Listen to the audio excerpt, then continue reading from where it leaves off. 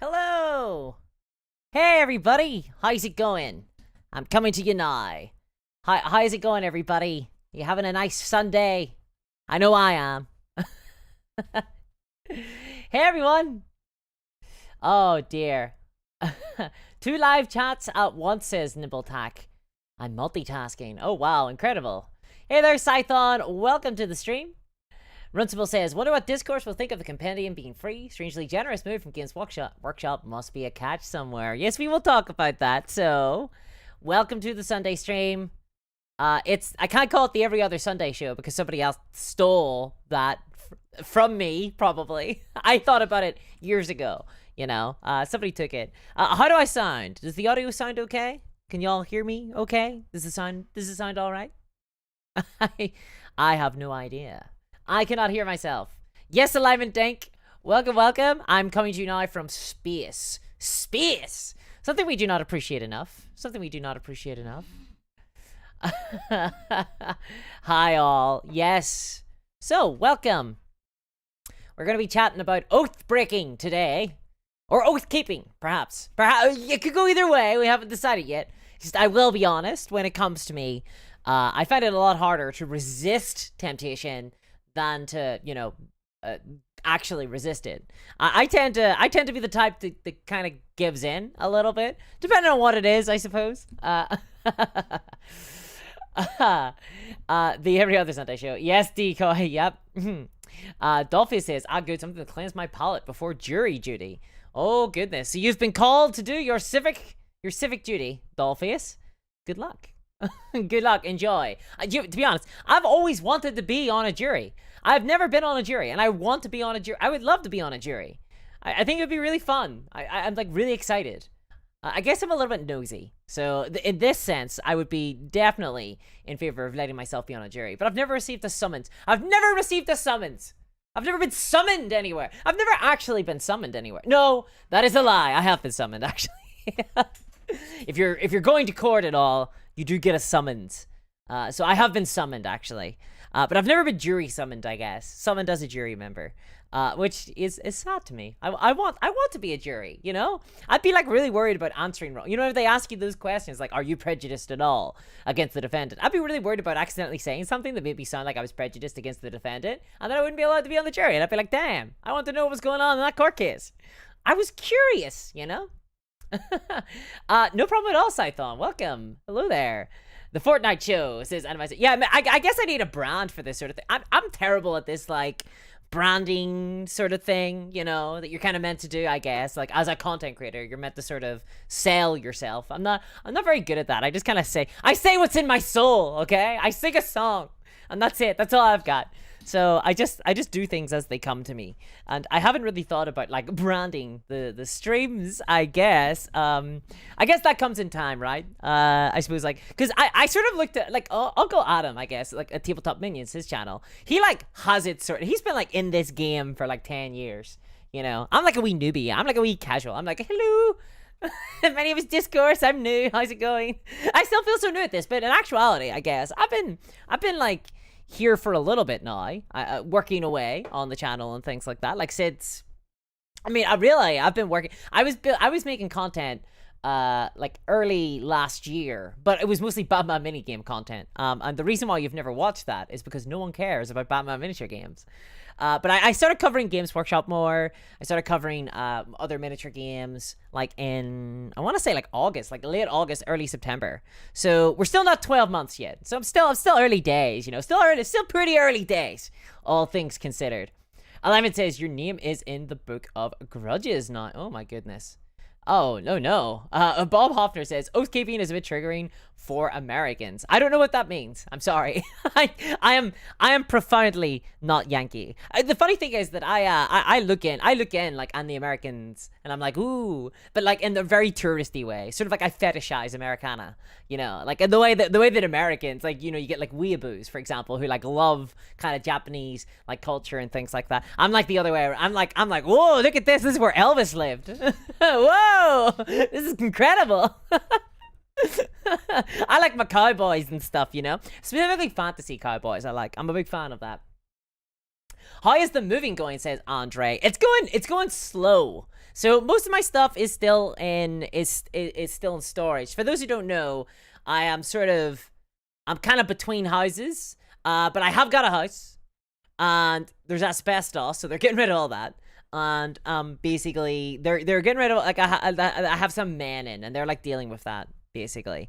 And I have all of my stuff in storage at the minute, so that's where I am right now. I'm kind of waiting for the house to be livable, and then once it is, I will slowly be moving in, because the property is unfurnished, and I've only ever lived in furnished places before, so I don't have like chairs. I got this chair. Well, this isn't even.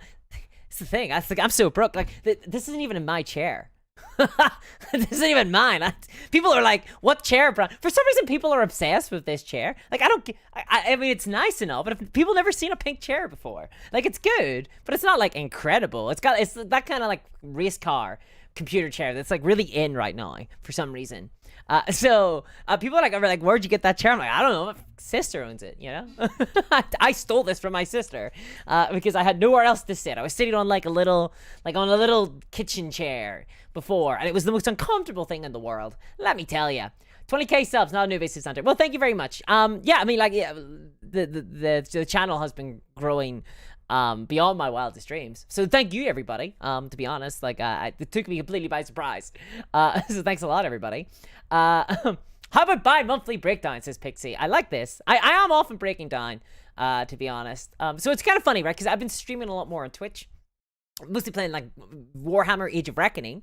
And with Twitch, you just hit go and off you pop. But like with YouTube, it's like more, it's an event. You know what I mean? Like you do the thumbnail. You're like, okay, what are we going to talk about today? Like you think about it, right? And I guess that leads us into a pretty good segue actually into what we are actually going to be talking today. So anybody who has seen the thumbnail, it is me standing betwixt a Warcry box. And I'm like, oh, or something, you know. I should have made myself more shocked, you know, just like, oh. I have fun making the thumbnails. I don't care what people say. I have a lot of fun making the thumbnails. So Warcry, right? Like, it is Warcry I'm looking at. And let me give you a little bit of context here. Thank you very much, Major. Thank you very much. Congrats on the house. America like the Weezer Buddy Holly song, says Luciano. Sort of, yeah.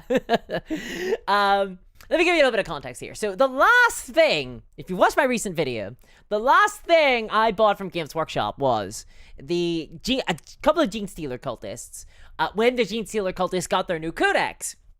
Because at that time, I was still nursing this idea, like, I enjoy Warhammer. I gotta continue to buy Warhammer, you know? I'm gonna continue to buy in the 9th edition. I do kind of like this game. Kind of. You know, I kind of like it. It sort of lost me a little bit, but there we are. Genestealers, maybe they'll be the way back in. Because I really like the Genestealer fluff, and I like the lore, and I like the aesthetic. Especially their vehicles. The vehicles of the Genestealer cult are the best miniatures the Games Workshop have ever done. In my opinion. No, I tell a lie. Dark Eldar, 2010. Oh, baby. They are still the best. Mwah, those Kabbalite warriors, those witches. Oh, come on. Let me at them. But second up is the Genestealer cult vehicles are just excellent. They're really good.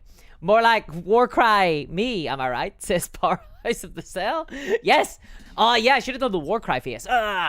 But so I'm buying my Genestealer cultist, and that's kind of it. I was buying for like a kind of like an escalation campaign, a crusade campaign that myself and a couple of friends were going to go into. Long story short, some of those guys quit Warhammer, so there goes the escalation campaign, am I right? Yeah, so that was a bit of a bummer. Next up, I did buy Codex. I don't really count that though as a real purchase. Not really.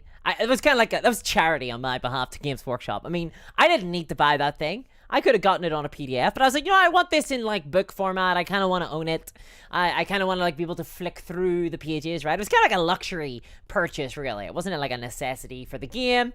That's what a real luxury purchase is, by the way. When you have you're like, maybe I won't, right? Anyway, we're not getting into the pineapple discussion today.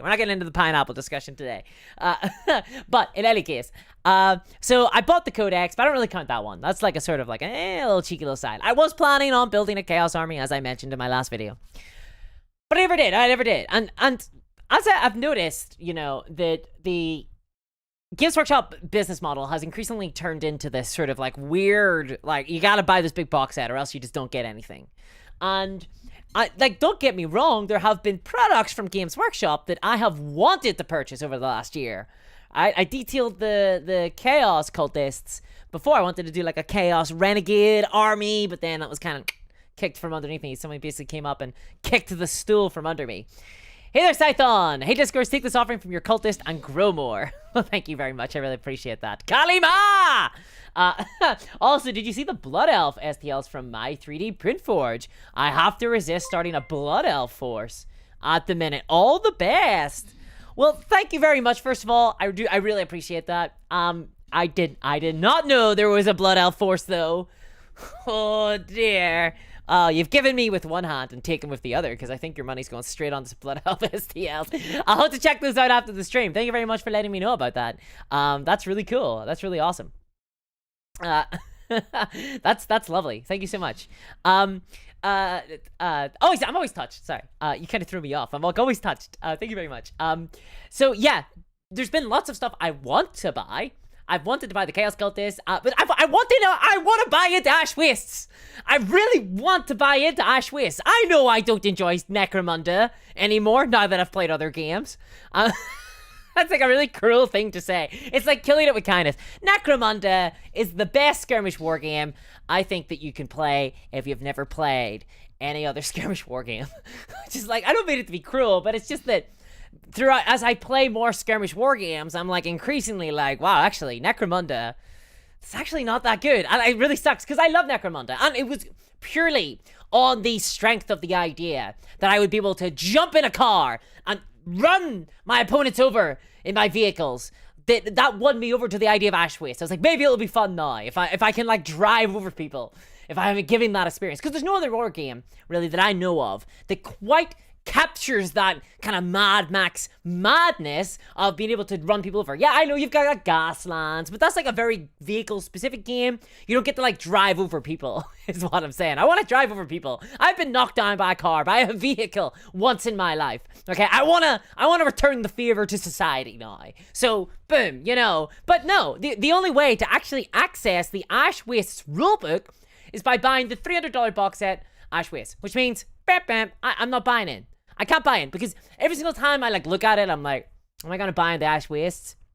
I'm kind of excited for Ash Wastes. I kind of want to play Ash Wastes. I'm like tempted, you know? Because I'm that type of person. I'm an impulse buyer. If you ever wonder why my content looks the way it is, it's because Games Workshop radicalized me over many years of squeezing every single time I walked into the store, they were doing this. They were like, oh, here comes Discourse.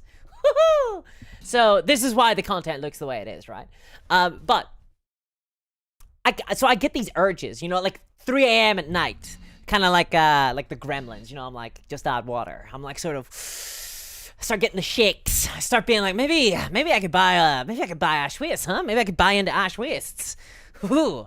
And I look, you know, I browse, and it's like the most dangerous thing in the world to go browsing. Going browsing is dangerous. Like you're ready to buy, you know? So I go on, I look at Ash Wastes, and I just cannot make the arithmetic work in my head. I can't make it work. It doesn't, it's madness. Like looking at that box, I'm like, it's just not worth it. It's just, not even I am convinced that is worth it. And like, I dedicate my life to this stuff, and I'm like, this isn't worth it for me. I can't justify this purchase. And that's basically been, like, the year for me. Like, every single thing that Games Workshop have put out, there's been, like, something about it that maybe could excite me. And then if, like, pulled the rug from under me. It's the same thing with the vehicles, the big old truck. Remember, I did a video explicitly kind of, like, because I wanted to throw Games Workshop a little bit of a bone. I know I've been kind of riding them really hard recently. I was like, John, this is something I am actually excited about. Like, let's make content about something that I am finally excited about. Because it was getting hard, to be honest, to be excited about stuff from Games Workshop for a while there. So I was like, let's get some content out showing some excitement. And even then, I had to caveat it with, but please don't be too expensive. Please don't be bad. What happens? It comes out, and it's extortionate. I have not even looked at it ever since. Ever since I saw the price, I was like, nope, I'm out. I can't justify that. I can't justify that at all. So everything is like that. The big boxes have continually put me off. Which brings us to Warcry, okay? So I have not been super interested in any other box sets from Warcry. I haven't been. I haven't been at all. Oh, Aaron says, love you, keep up the great work. Thank you very much, Aaron. That's very kind of you to say. We need more tip hype like in the Twitch, says Andre. Yes, exactly. Get the hype trains rolling. I've got some emotes actually here. I've got some emotes for the members. The members get some emotes. They're mostly of me pulling various faces in various outfits. Alignment Thing says, just casually dropping, she's been hit by a car in stream. No big deal. I have been, you know? What can I say? I feel that, says Snort Carl. I'm gonna guess that is in relation to the cravings, to the mini cravings. You know what I mean? Like everybody, like come on, like let's be honest, guys. Like we all get the mini cravings every so often, where we're like, God, I just need to buy some miniatures. I just want some little miniature man coming right into my mailbox. I want them. I want to squeeze them. I want to build them. Yeah, come on. We all get it every so often, right? Am I the only deviant here? We're all a little bit degenerate, let's be honest. Simon says, lovely content. I also was that way over the last years until I got the printer. Now I'm searching for STLs at hours for 3 a.m. It is cheaper. The printer is a great salve. You run the risk, though. You do acquire a digital library, shall we say. We're not going to call it a backlog. We're not going to call it a pile of shame. We're going to call it a digital library of miniatures that you can print off at any time, should the need arise. For sure. It's very easy to do that, right? Like you're transferring your sort of physical library into a digital one, your physical pile of shame into a digital pile of shame. By the way, I've decided I'm calling it a pile of shame. I'm not calling it a pile of opportunity, because that's just too easy. That like lets me off the hook, and I don't think that's fair. Is this actually live? Asks Joseph Leader. Ironically enough, by me taking your question and producing it in voice format, the answer should be clear to you. But if you need a bigger hint, no, it is not live. I knew what you were going to say. In fact, you're a stooge, and I paid you to say that, so then I can say this to make everybody think that it is live. And then I hit you over the head with a club. Now you've forgotten, but you remembered this one bit. So there you go. We are not live. I've just ruined the entire scheme by answering your question honestly. I was meant to lie at this bit. Scython says, also 2,000 subs. Or 20,000 subs. How will we celebrate 50,000 subs as this? I was thinking about doing something for 20,000 subs, Scython, but I don't know. Like I don't know what that is. I don't, like you tell me. Everybody does like their Q&As, right? I did one for 10,000 subs. Q&As are fun, but I feel like I wasn't streaming at the time. I feel like I do kind of Q&As. I do kind of Q&As right now. You know what I mean? Like I sort of like this is a Q&A in a lot of ways. So it doesn't really feel as sort of exciting, you know. It's not ooh, Discord's gonna answer those questions we always wanted to. I mean, I could ask. I'm like, here, ask me now. New Warcry looks good, but it costs so damn much. Says a slacker at large. So it's a number of words all conjoined together. It's hard to read. Joseph says, wow, awesome. Anything could happen. This is crazy. This is crazy. We're like off the chain. And there's like no smoky back room here. There's like no man off camera kind of smoking a cigarette and I'm looking at him and he's looking at me and I'm like, I gotta say the right words here or else, it's all gone. No, it's just me. So I could do anything. I'd probably get demonetized, but I could do anything. You never know what's gonna happen next. It's pretty crazy. I don't know what I'm doing. Larry Dick says, unpaid labor, man. Yes, emotes that I had to pause your wacky skits to get the best possible Discord screen fit. Thank you very much, Alignment. Alignment Think is indeed the person that you can thank for all of the emotes in YouTube. Thank you very much, Alignment Think. Gracious, very gracious. Thank you very much. Paladin says, say no to the Grammys discourse. Warcry can't be played cheaper. So this is my thing, right? So the last couple of years, well, it is kind of the last couple of years, but specifically the last year or so, there's been like all these big boxes. I'm like kind of looking into things. You know, I kind of want to play Ash Waste. It's too expensive. Even with Warcry, the last one, Red Harvest? Was it Red Harvest? The one where you had the Conan guy and you had the Spider Folk and they were fighting... They were fighting in in a sort of like a smelting pit, right? That last box set. God, I can't remember the name of it. That was sort of like, oh, right? I was like, oh, I might buy that. I might. This is kind of the problem. I just wanted the Conan guys and the Smelting Pit. I didn't want the spider people. So suddenly the box set isn't worth it, right? If I just don't want one thing inside that box set, Sivas are gone. There's no point in buying it. It's over. Like, it's over. If I don't want the rule book, the boxes aren't really worth it then at that stage. And I have to imagine there's lots of people who don't want the rule books that come in those boxes. Although I think some of them don't come with the actual rule books. Correct me if I'm wrong. See, this is the thing. I've never bought a Warcry box set. I can just look at the contents and go, There's like stuff in here I don't want. And then the thing is that they do release separately. But like, when? Right? Like, when do they release separately? So, yeah, that's kind of my... where I am right now is that. And here's the big thing. I don't even really want Warcry, this new box set, right? It's not like a purchase where I'm like talking to myself, looking at myself in the mirror and slap myself across the face and going, okay, I'm gonna buy it, right? Like, you know what I mean? Where you're like, your willpower is like broken down, where you're like, oh, I really want this, but I can't afford it. I really want this, but I can't afford it. And then you slowly get whittled down as you convince yourself, you talk yourself into this position where suddenly it is a reasonable purchase. Value is a big word that gets thrown around all of it. Suddenly we're all concerned about value, you know? Suddenly it's all like, oh, well, I mean, like, it's 40 Space Marines.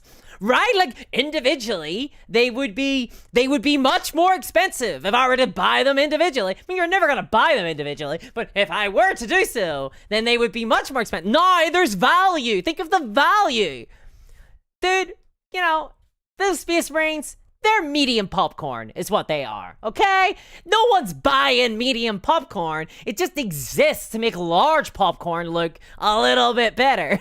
Right?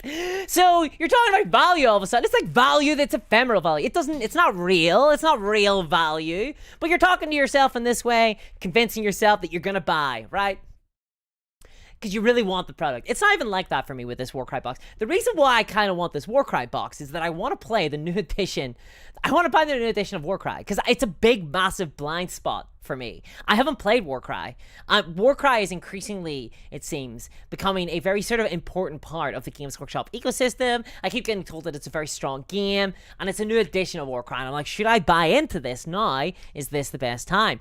Thank you very much, Andre, for the donation. It says Games Workshop have the worst starter boxes. I do agree, and I don't agree, actually. Surprisingly enough, I do. So I do agree with you. So thank you very much for the donation. I do sort of agree.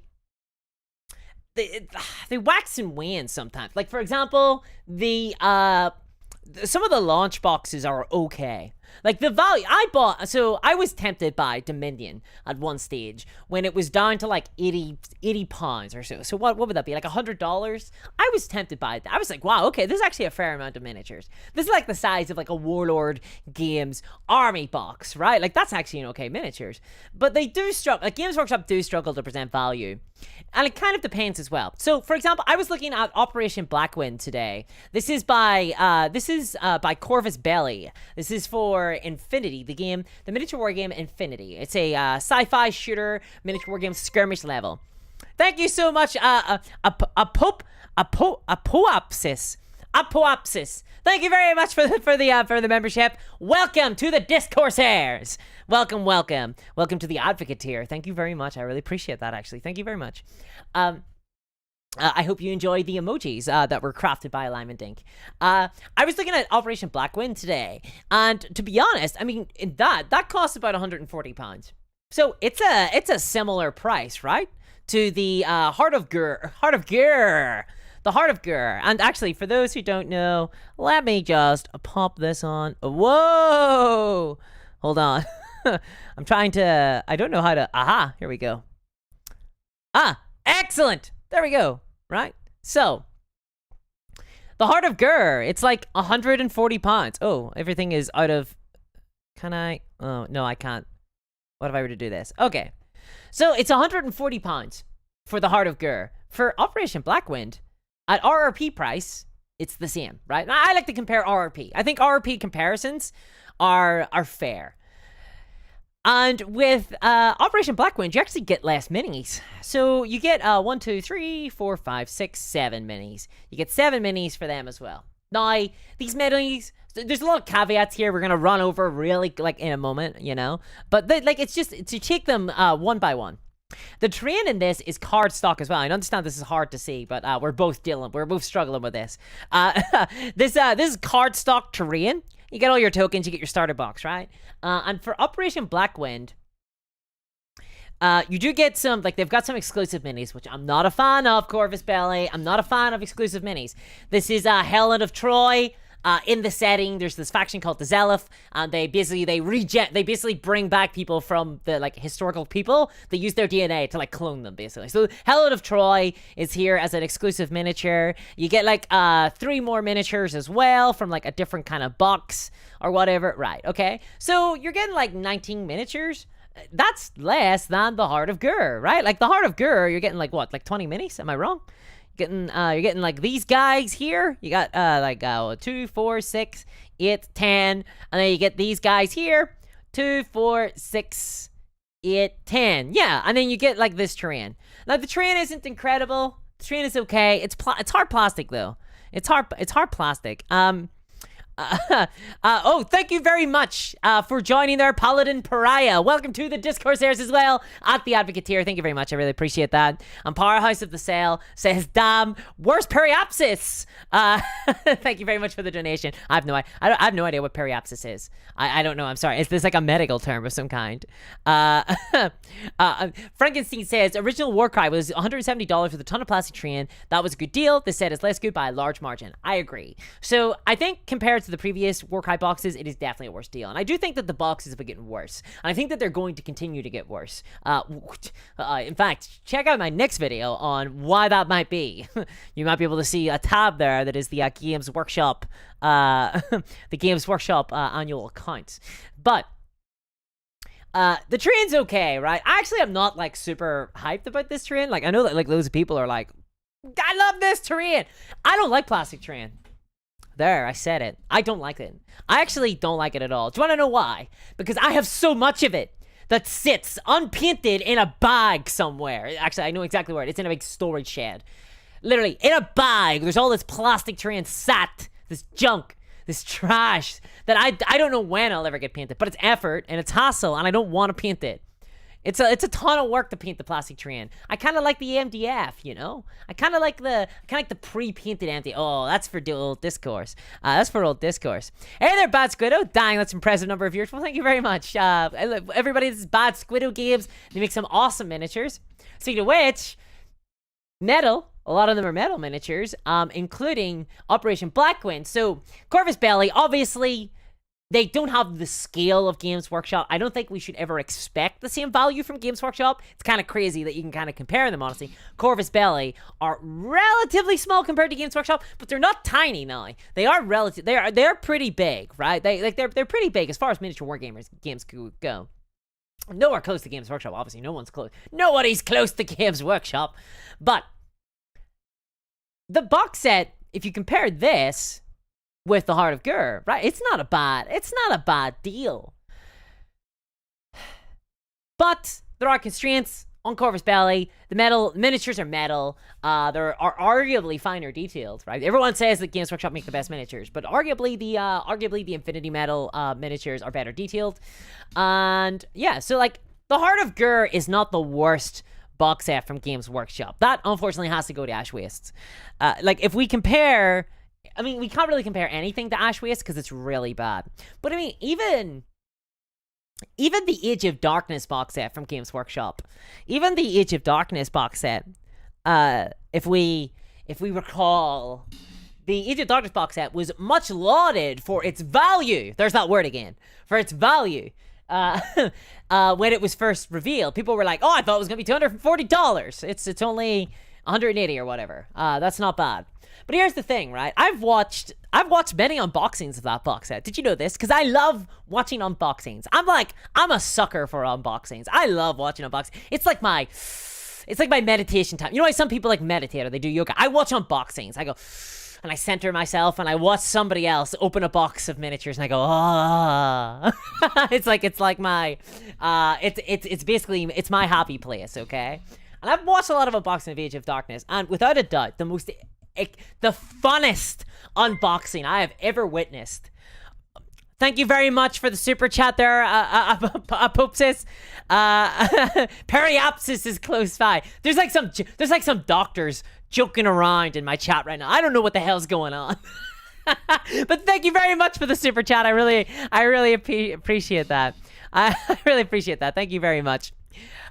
Without a doubt, the funnest unboxing that I witnessed for the Age of Darkness value box set was two historical gamers who unboxed it. It was the Restless Kaiser from Modeling for Advantage, who I've appeared on their channel a couple of times, and I watched their unboxing of Age of Darkness, and you could tell. So it starts off, okay, and they're super excited. Restless Kaiser's like, oh, I've been hearing loads of stuff about this box. I'm really excited to get this open and like see what it is, right? This is like, apparently it's like really good value. It's not too bad. Then he kind of explains that it's sort of around the same value as like a standard Warlord Army box. You know, maybe a bit worse. A standard Warlord Army box, probably a little bit better value. But you know, it's good for Games Workshop now. That's how everybody always say it. It's good for Games Workshop, which I disagree. I don't care what they've done in the past. They have the capacity to do so much better. That's what I judge them on. I judge them on their potential. Like when I was at school and I used to get grades, they used to be like, must try harder. has a great potential. Must try harder. That's what I say to Games Workshop. You got an A. But they sort of, as the unboxing went on and they learned more and more about the game and the box, you could tell their enthusiasm went for this game from like 140%. They were more excited about this than any 40k thing I've ever seen them be excited for. You know, like it's Horus Heresy, right? But they were more excited for this than anything I've ever seen them be excited for in terms of like Games Workshop products. And so they learned that the value isn't that incredible. Then they get to the sculpts, and they discover that the Space Marines inside the Age of Darkness box are just the same 5 guys. It's just the same sprue repeated over and over and over again. Oh, they say, this isn't very good. These models aren't that great. Okay. And then they learn about the special weapons being sold separately. They're like, okay, that's weird. That's kind of weird. Then they get to the rule book. The Restless Kaiser, I think, is a librarian, or he's a historian. I don't know what. I thought he was a historian, but he might be a librarian. And he gets the book and he looks at the binding. He goes, uh-oh, this book is going to fall apart in like a year. The binding on this is really weak. And he starts criticizing the actual like physical form of the book itself, of the Age of Darkness rulebook. I was like, oh damn, this guy's going, oh damn. And you can see in his eyes, like as he slowly loses enthusiasm for all of this.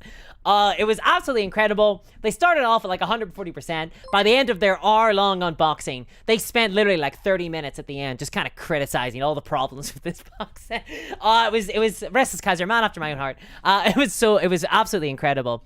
It was so interesting, right? Because it was an outside perspective, and I think this is really important because everybody involved in Horus Heresy. I get a lot of criticism. Okay, I get tons of criticism from the Horus Heresy community because I had the audacity to say that actually I don't think they're getting a very good deal, and I don't think that. Okay, like I get the arguments that it's the best value ever for Games Workshop. Games Workshop are doing some good stuff. So to give you an example, their latest the Contemptor Dreadnought is a fully posable kit. This is good. Dear God, this is good. I have to like actually be excited for a multi-pose kit. I have to be like, thank you, Games Workshop, for giving me a multi-pose kit because I'm so used to monopose now. It's actually absurd. It's crazy. Like I'm surprised now when a multi-pose kit gets out, which is kind of sad in a way, right? Because to me, multi-pose is the default. I shouldn't be getting excited about that, but I must say that is pretty good.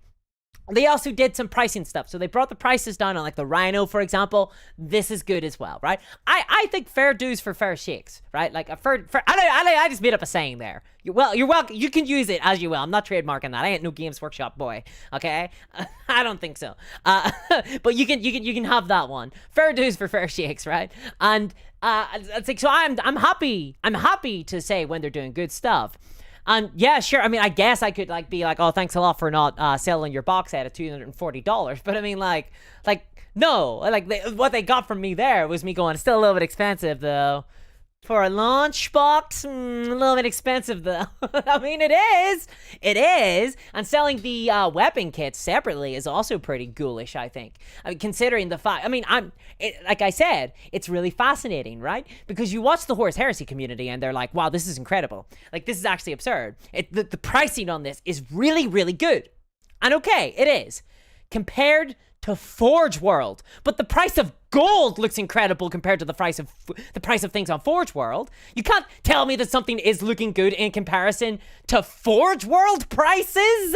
I'm like, dude, give me a barrel of oil, and I'll give you a Forge World made weapons kit. Right? Like, it's absurd. I'm not going to compare anything to Forge World. I have never bought a single thing off Forge World. We're talking about box sets from Games Workshop. I've never bought a single model of Forge World, how expensive that thing is. There is no way in hell I'm comparing anything to Forge World. As far as I'm concerned, Forge World does not exist. The prices on it are far too expensive. For a hobby, for hobbyists, no. You need to be like, you need to be having a career. Like, I think, honestly, Forge World prices are for like those YouTubers that are out there getting like 100k views building a Titan, right? Like, it's for those guys. Like, let the Manta guys be the Manta guys. I'm here as a pleb, all right? And I'm looking at the Forge World prices.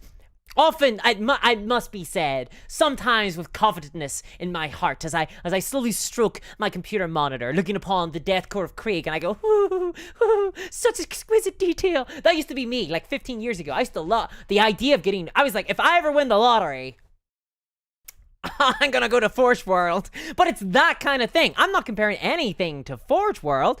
That's absurd. That's crazy. Am I wrong in this? Like, should I be comparing it? Like, I understand that people are buying things from Forge World. I understand that. But to be honest, the frame of reference is so warped. It's so far beyond anything that I think is reasonable, especially when Games Workshop was using Forge World as a platform for army level games. It's one thing to be selling me like this one character model. It's quite another to be like, would you like to buy 10 Death Core of Krieg for your 300-man army?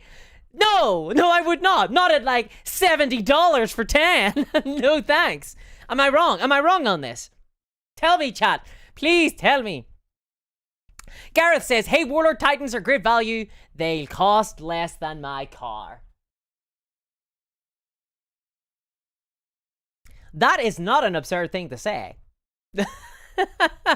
Hate leads to the dark side, though, says Joseph. That is very true. Runcible says, when I saw people saying the prices are good compared to Forge World, I was laughing. Like, what? Yeah. So I think that this is like pure conjecture on my part, but I think that there's a lot of Horus Heresy players who got in to Horus Heresy, like they buy into Forge World, and I think a lot of them are Australian because the prices of Games Workshop products there are so borked. Like, they're so bad. The conversion rate is so poor. I've actually flirted with the idea of just doing all my pricing, when I talk about prices, doing them all in Australian dollars from now on. Just doing them all in Australian. No one but the Australians and the New Zealanders will understand what I'm talking about. Everyone will be like, what, is it that expensive? And I'll be like, in Australia it is. I'm like, to be honest, Australia is a pretty big market, and they're real people, and this is the prices the Games Workshop are asking for them for no good reason. So yeah, like, this is a price the Games Workshop charge, and people will tell me that it's unfair, that I'm cherry picking for the worst price. But the response to that is, this is a price that Games Workshop charge. If Games Workshop don't want me cherry picking the worst price, don't charge these prices. I think it's a pretty fair deal.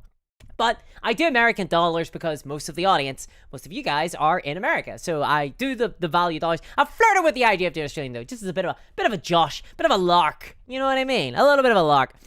LARP says, we need a blood pressure gauge attached to Discourse while streaming. Let's see how the rage goes. I don't laugh. So, I mean, I'm not a rager. I'm not like someone who rages. I do get annoyed. I do get annoyed, I'll be honest. I do get a little bit annoyed. But I don't know if I rage. Is this rage? Have I given in to the might of corn? Must we all sacrifice ourselves on the altar of corn? Which is actually leading me into a good point here.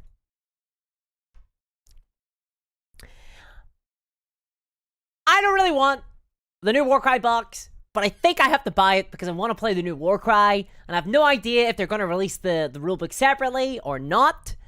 I can't remember if they did with Kill Team or not. I can't remember. And also, I sort of want to be in at the ground floor. I want to be able to get an idea of how they're pricing Warcry. I want to know what kind of new innovative tactics they're going to be doing to try and get us separated from our money, because a lot of it's originating in Warcry.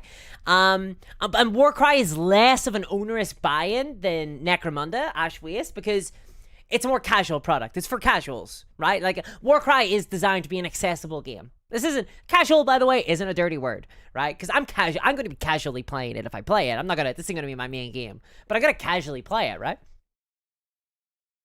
So, that's kind of where I'm thinking. The thing that annoys me, though, is that I really like, oh! Steam internet browser. Okay, there we go. Browser capture. There we are. It keeps happening. Here's the thing, right? I love the idea of the Horns of Hashut. I love the idea of them. But if you look, like, I like the aesthetic of them in theory. But then I look at the poses and I'm like, these guys are monopose. What the hell? Like, what's going on? Like, these guys are monopose. Look at this guy. This guy's monopose. You don't get to pose him at all. Why not? These kits, like, to be frank, they're not very dynamically posed. I have no idea why they're monopose. Well, I know. I do know. I do have an idea. But I don't like this. Like, why aren't these guys multi-pose? Like, look at them. Like, surely this kit should be multi-pose. These guys don't look very good. Like, aesthetically, they look good. In terms of their posing, they look trash, to be frank. To be perfectly frank with you. Because I love the idea of them, and I'm kind of disappointed in them. I love the aesthetic of them, but I'm kind of disappointed in them. Because if these were multi-pose, I would be not saying they're trash. I would be saying, oh, these guys look interesting, because I'll be able to, like, pose them in different ways. I can think of all the possibilities. Engage in the gameplay of assembling the miniature. Part of the game for me is assembling the miniature. Oh, well, how will I pose these guys? This guy here, am I going to have this arm raised? Maybe I won't. Maybe I'll have both of the arms down. Maybe I'll have the other hand raised, right? Maybe I'll turn his head a little bit. But I can't do that with these. So they don't look dynamic, and I can't pose them. Like, what's the point? So that's very disappointing, to be honest. And obviously, like, all of them are monopose, and I don't mind as much being monopose. I don't mind as much than being monopose in a skirmish war game compared to, like, the army level games. It makes more sense for skirmish level miniatures to be monopose. I'm not like multi-pose or die. I'm not like riding high on this and like jumping in my car and driving down the motorway and crashing into people on purpose, being like, do you like monopose or multi-pose? You know what I mean? I'm not like going around asking people the question. If they answer wrong, then I take them out into a field somewhere and we get rid of them. Like, I'm not doing that, right? I'm just saying, like, there's different contexts, different miniatures, different styles suit different things. But I think these minis look like minis that should have originally been designed to be multi-pose. Am I wrong in that? Am I going mad? Is that crazy for me? Is that just nuts for me to say? Is that wild? Gareth says, isn't the casting equipment the biggest cost for Games Workshop? Well, the molds would be at this stage, right? Because they gotta create a mold every time. So they want to create the miniatures. The molding is the most expensive part. But that gets paid off very quickly for Games Workshop. The scale they're operating at, it's like pennies. Like, you're talking hundreds of thousands, but like, these minis, so there's something called depreciation, okay? Okay, so there's this business concept called depreciation. So what happens is that the price of the molds are priced in, right? They are not paying for the molds all at once. They like price it into their business over like a 5-year period, say. I don't know exactly like how long, but like 5 years, say. And so they slowly pay it off that way. And that's priced into the profit margin of the product, of the model, which means that like the 45% profit margin is including the price of the molds. So they're making money on these models. Do not worry. They're making lots of money. And they're making like almost like nothing but money on some of the older models, because like they paid themselves off like years ago, like years and years and years ago. Mixel says, monopose, I think, is alright for miniatures you're likely to run a few of with limited war gear options. I agree. So I play a lot of the Batman miniatures game, or at least I don't play as much of it these days, just because time is an ephemeral champion, and I cannot defeat him in the field of battle. Batman minis are all monopose. This is fine. They're individuals. They're like Gary the gunsman, you know, or David the Joker, right? Like they're all like characters. They're all characters. So you only ever have one of that guy. There's like there's like a couple of models that are called minions, and like you can bring multiples of them, but even they have different poses. That's fine, you know. I'm less excited about monopose though when it comes to like Warcry and Kill Team. Excuse me. Because when it comes to those games, like there's a lot of options in there often the times. So Games Workshop kind of want to do this thing where you get lots of options, but then they also want to do like monopose, but then sometimes they'll give you like different weapon options, but only on specific models. It's a big, it's what I would call, I gotta think about monetization. I would call it a cluster foo. I call it a cluster foo. It's weird, right? It's like a weird design philosophy to me. I don't get it. I don't get it at all. Carlos says Infinity has monopose models. When you run one or two of the same unit, it's not that big of a deal. Yeah, so they're monopose. It doesn't matter that much in a skirmish level game. It matters more in an army level game. It does matter more in an army level game. Like those cultists. Oh, come on. I just want to run miniatures. Like my Imperial Guard army consists of like hundreds of miniatures, and they don't look the same. They look slightly different. They look slightly different every time. Well, how did we achieve such things back in those misty days of 2006? Why? We built them using hard plastic, of course, because that's what Games Workshop are still using. This is why I'm of the opinion, and this opinion has never changed, that the Dark Eldar miniatures are the best miniatures the Games Workshop have ever created. They are the best miniatures. They are the perfect blend of form and function. They are multi-pose miniatures. They are finely detailed. They have an incredible aesthetic. They are beautiful. They look dynamic, and they can be posed in a variety of ways according to your whims. Because after all, if you are a general of your army, should you not be able to actually pose your models? Am I right or am I wrong? Am I right or am I wrong? Skywatcher Adept says, hey Discourse, you should buy multi-pose Necromunda Cawdor. Our Cawdor, or Delete Gangs for your 9th edition 40k Cultist Project. Our Cawdor multi-pose, I thought that they were monopose. So here's the thing about Cawdor, right? Firstly, Cawdor are a good option, I think, for cultists. I think you gotta do like some kit bashing, and I'm like, I got so little time. I've got so little time.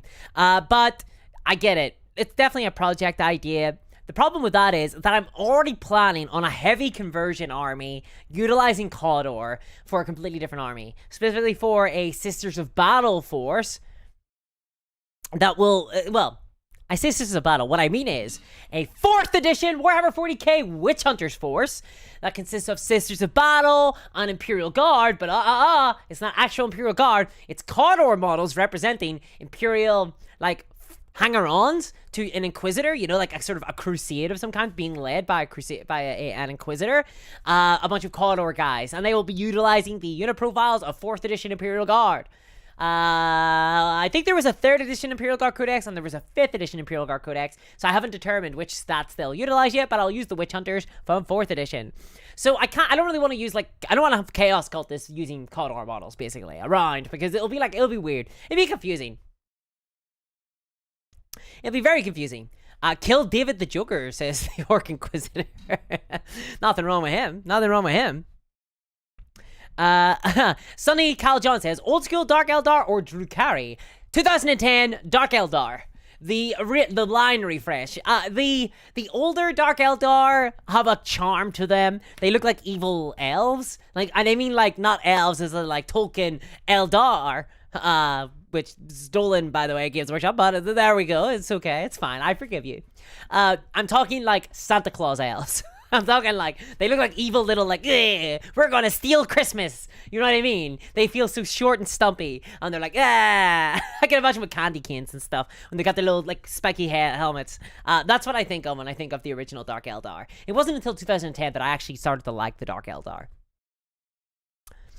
The Fratis Militia, says Gareth John. Yes, so back in 4th edition, the Witch Hunter Codex allowed you to bring, I was going to say Inquisitorial Stormtroopers, but they were trash at the time. They cost 1 point less than Sisters of Battle. They lost access to the Bolter. They lost access to Power Armor, and they had one less, I think it was one less toughness. Or like one less ballistic skill or weapon skill or something. It was ridiculous.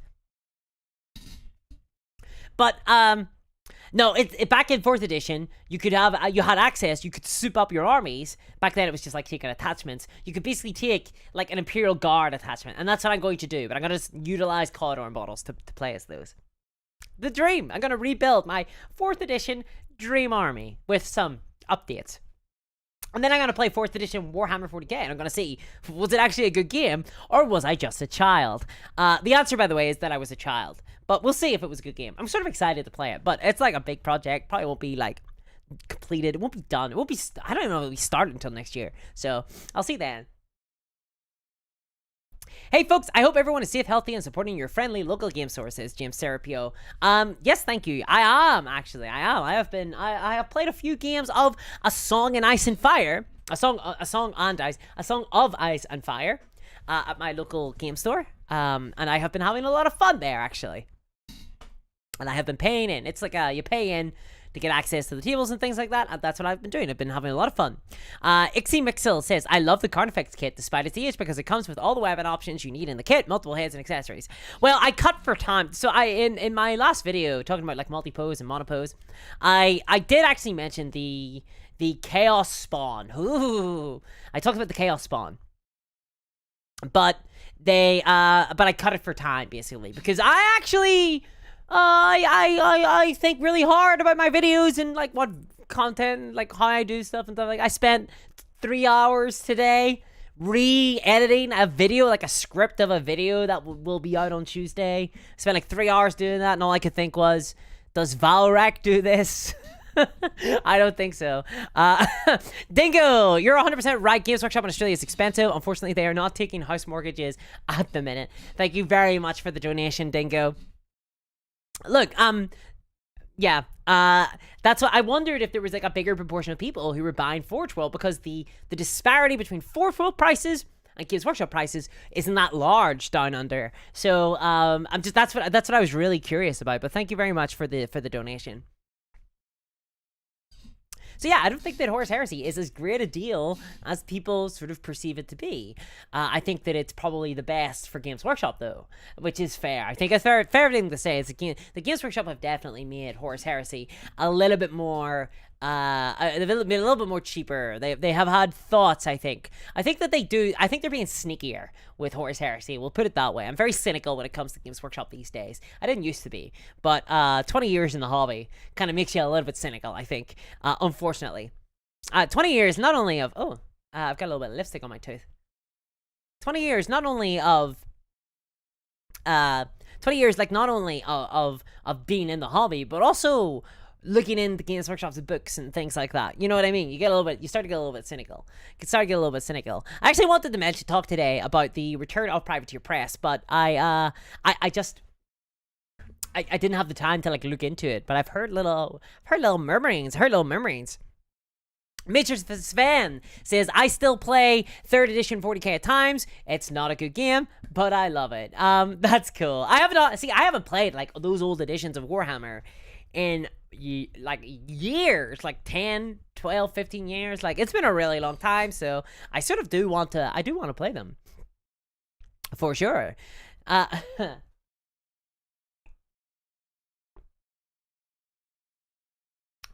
I had some tea. I've decided that I'm going to hydrate. I'm gonna hydrate from now on. Paladin Pariah says $299 isn't less than $300 as advertised. I don't think that it's really less than $300. It is functionally $300. The moment that they were like, it's less than $300, I was like, oh, okay, sure thing, Chief.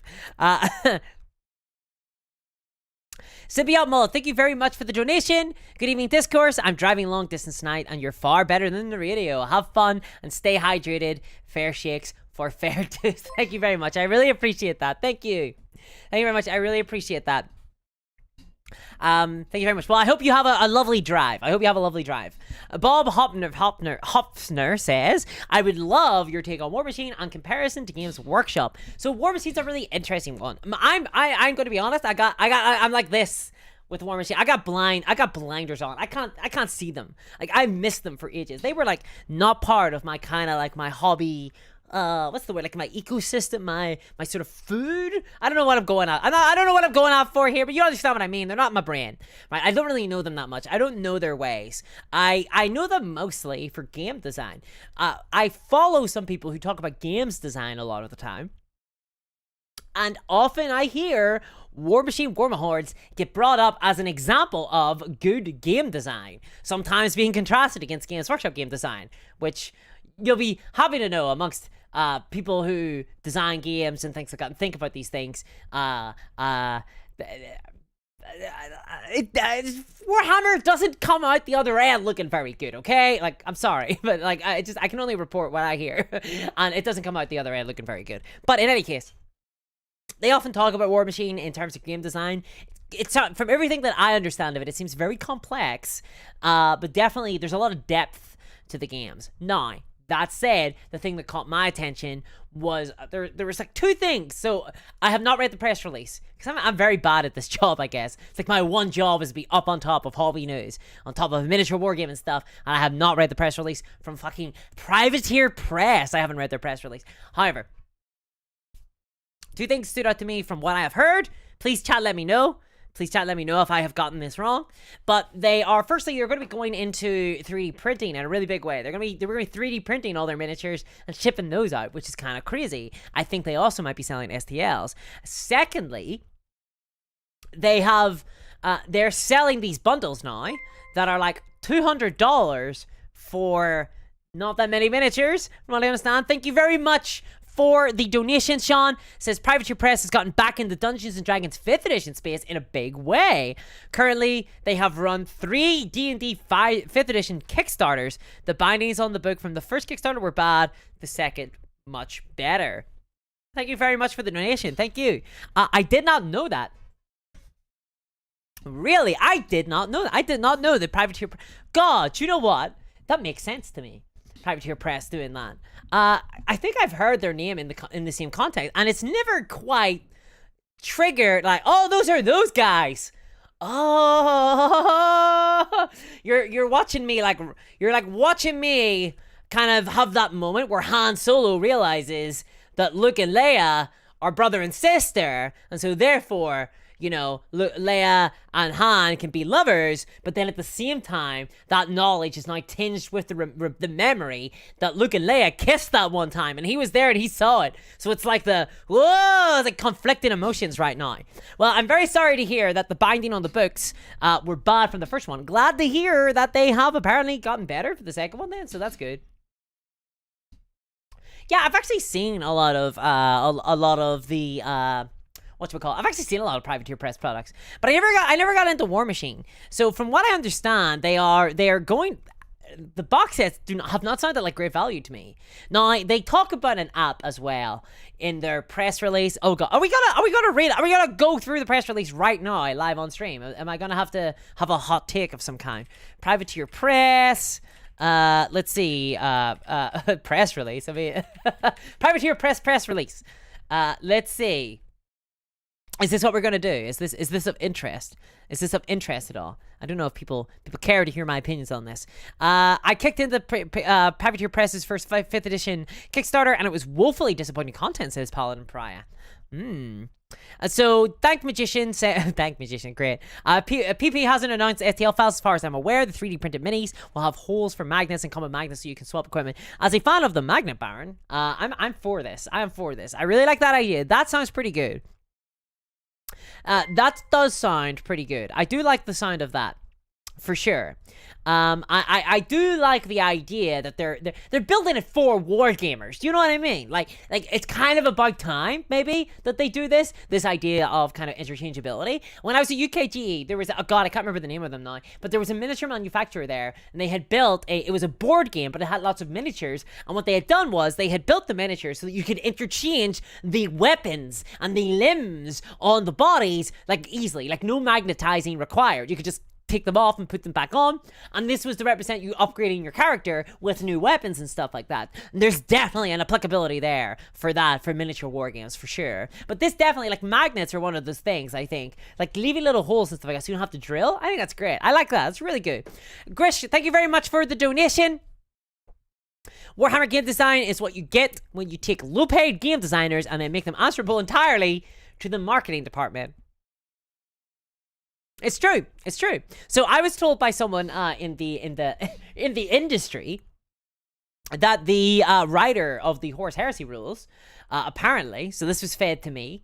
I haven't looked at anyone's payroll, but apparently the rules writer for Horus Heresy was paid minimum wage, which, you know, like, what the hell, right? I have to imagine it wasn't like the main designer. I have to imagine that it was the copywriters were paid minimum wage, but still, even still, I think that's ridiculous. But yeah, like, game design is definitely subservient to marketing, right? Like the corporate sort of requirements of the business, right? Of the business. The corporate executives have decisions to make, for sure, as opposed to designers. Although it's interesting because now we're seeing the new Warcry has the reaction system in it. The previous Horus Heresy game has reactions in it. And it's kind of wild to me because people are sort of acting like this is like new. It's like, you understand that reactions have been around in wargaming for like a really long time. Like a really long, like Infinity has it, for example, which is who I think they actually took it from originally. But also like games like Carnivale have reactions. In fact, to be honest, like most mini war games I've played that are skirmish games have some form of reactions, I think. But, you know, I'm all for innovation. I'm all for game design increases. I like this. I'm a fan of this, for sure. Beatdowns are coming, says Robin Mankiller. Oh my goodness. Oh no. Robin Mankiller is coming for somebody. I hope it's not me. Chris says, War Machine was good, but it got insanely competitive, and the community got really not fun. A very similar thing apparently happened to Guild Ball. This happens with really competitive games, seemingly. And what happened was is that then it's very hard to build a good, healthy community around competitive play and also be able to create products for that community that doesn't cause problems, right? And you see this in video games as well for very competitive games. The problem is that with video games, you can like go, here's your update, patch out all those problems, Bob's your uncle. You can't do that with miniature war games. You can't just patch a balance problem. You can if you're using an app. And that's what the new War Machine is going to be utilizing. They're going to be utilizing an app for their game. It hasn't been the most... What can I say? I'm not super hyped about the app, to be honest. I'm not like super excited about the app. My problem for the app. So my problem with the app is, one of the first things they said was that they're going to be utilizing a subscription fee in order to get access to all of the rules and all the content. And I don't like subscription fees. I don't like recurring revenue streams like that, you know, where you lose access to everything if you don't pay in, right? This is why I love the Patreon model, because it's a subscription fee, but then you get to keep everything. I don't like that. I don't like subscription fees where you lose stuff at all. I'm not a fan of that.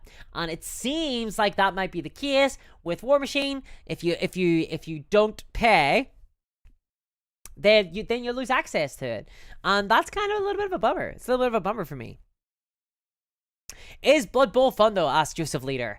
That would be an ecumenical matter, for sure. I don't know, and I have played lots of Blood Bowl. I have played a lot of Blood Bowl. I could not tell you if that game is fun or not. I really couldn't, because so the gameplay style of Blood Bowl is risk management. You're trying to take your most risky actions at the very end of your turn. You're trying to basically assess the risk of each action and then slowly go down from least risky to most risky, because at any time if you fumble a roll, then you pass your turn to your opponent. So you want to like do the least risky things first, and that is a very specific play style. It's not one that I am super hyped about. It's not one that I'm super into, but I know that lots of people do enjoy it.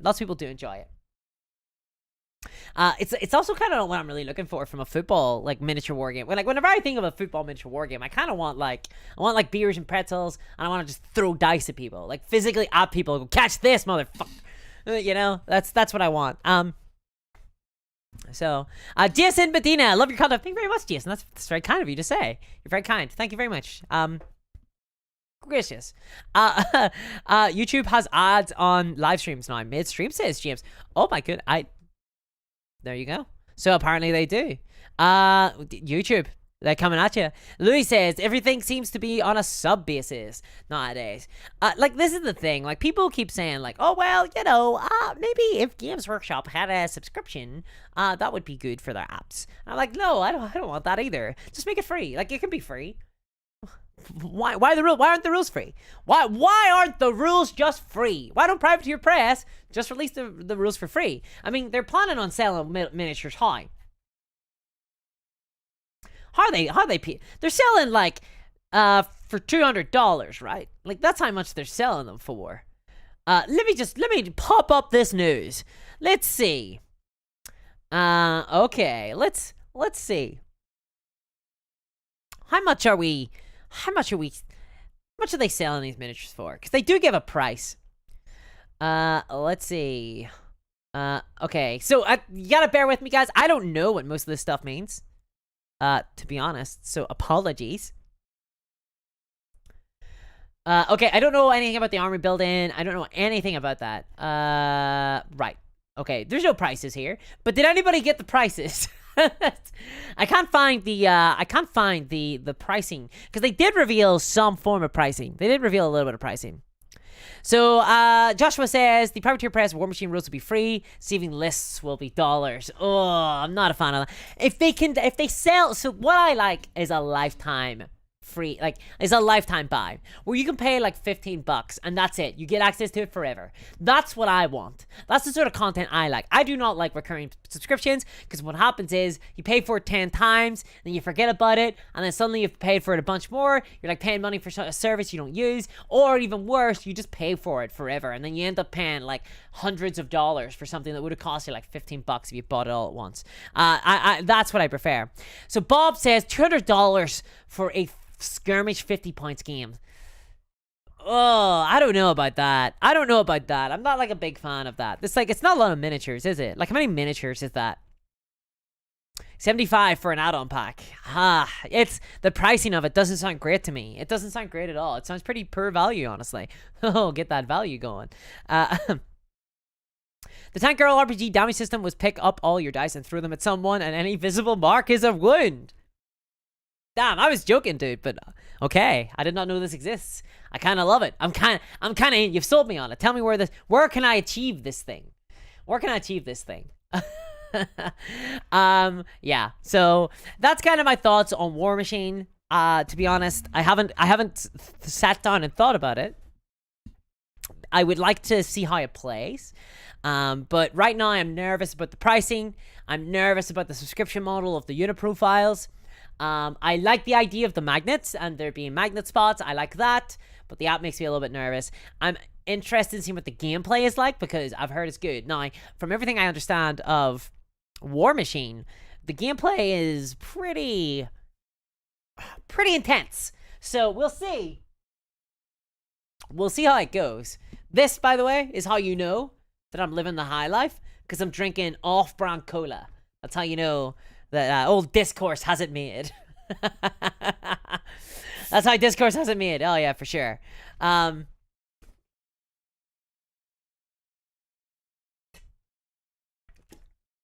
Delicious. Gotta get my energy on. So yeah, that's Privateer Press. But it remains. I'm thinking about buying Gur, which kind of blows, honestly. It's not an exciting purchase. It's not a purchase I particularly want to make. I hope the gameplay is good, though. I hope it earns its spot. I'm not super excited about the terrain, to be honest. I don't think the terrain is that good. Like, I gotta be honest, guys. Like, I asked everybody, what is your favorite starter set? There's lots of great answers. Thanks to everybody who answered in that. I wasn't looking for more stuff to buy, honest. I really wasn't, because to be honest, like, I can't. So part of the problem with the Games Workshop going all in these big bundles is I can't really afford them. So like, when they're like, oh yeah, I don't want to talk about the annual report right now, because there's a video coming out. There's a video coming out on Tuesday where I go over the annual report. I don't want to sort of give the goose away, but let me tell you, I'm depressed for the future. Really, really depressed. But in any case, I'm thinking about the Warcry Gur box, and I'm just like, ooh, I don't know. So let's see here. Alan Foley says 6 millimeters for the win. 6 millimeters, epic 40k. I don't like painting at that scale, I don't think. And I say that not loving, like, not having never painted a miniature of that size. I've never painted a miniature of that size. I've never have. So I just don't, but for some reason, I just feel like I don't want to paint miniatures at that scale. Now, one of the things that would be really interesting about that scale is that obviously it feels like you can, like you're like a god's eye view, and you're like, ha, move, my little soldier man. I mean, I already love that feeling of being like really tall and big, and I'm like reaching down to these little, and like, hello, little space marine, and I pick him up and I move him, right? But like this is like, I'm like moving hordes of him, like hundreds and hundreds of infantry all at once. Sure, I mean, that sounds kind of fun, but I don't know. There's something about the painting bit that I'm not like super excited about. Co-op High Roller says Long Fangs. Oh, you know it. Oh, you know it. Cheap sugar water. That's all it is, janitor. That's all it is. Straight from the bottle. What a tripper, says Dingo. I mean, look, dude. I'm gonna stand on ceremony. We're just here hanging out. I'm not gonna stand on ceremony. Warcaster is at least sort of alternating. Warcaster. I've heard the name Warcaster. What is Warcaster? I know this name. I know Warcaster. The fart of Gur, says Runcible. Yeah. I'm kind of disappointed, honestly, that they moved the game to like the Land of Beasts. Oh god! Oh no, they moved it because that's like the setting, isn't it? Like that's, I know it's Age of Sigmar, but like the season of like Age of Sigmar right now is beasts, right? Like it's in the Beastland. Oh no. Which means that whenever Age of Sigmar moves, they're gonna move it to like somewhere else, to like the fireplace or whatever. You know, not like the fire, but like to the Firelands, or like to be honest, I don't know the realms of Age of Sigmar. I don't really think it's important that I do know them, to be frank. Like, to be honest, it's all Warhammer Fantasy in my brain, okay? I'm sorry, I don't have, like, enough room to, like, put in a bit. I gotta, like, squeeze some soap between my ears. Oh, no. So what they're gonna do is they're going to take the Gur. So it's like Gur right now. It's like Gur, right? It's Gur. And then they're, like, gonna be, like, Azir. It's Azirland. They're gonna bring out the book, the season book. They're gonna be like, oh, welcome. Like, there's all these like endless spells for Azir, and it's a Sigmar. And then for Warcry, they're gonna be like, here's your box set. Here's your box set for this month. I'm gonna be like, why? They're gonna be like, here's your terrain. Here is your terrain for Azir, because you know what they're secretly hoping. They're secretly hoping that Age of Sigmar players will buy the Warcry boxes for the terrain as well. Oh, dear God. Oh, we're like uncovered. I feel like I'm Nick Cage right now in National Treasure. I'm like slowly unearthing more horror, more secrets. Like, oh, it never stops.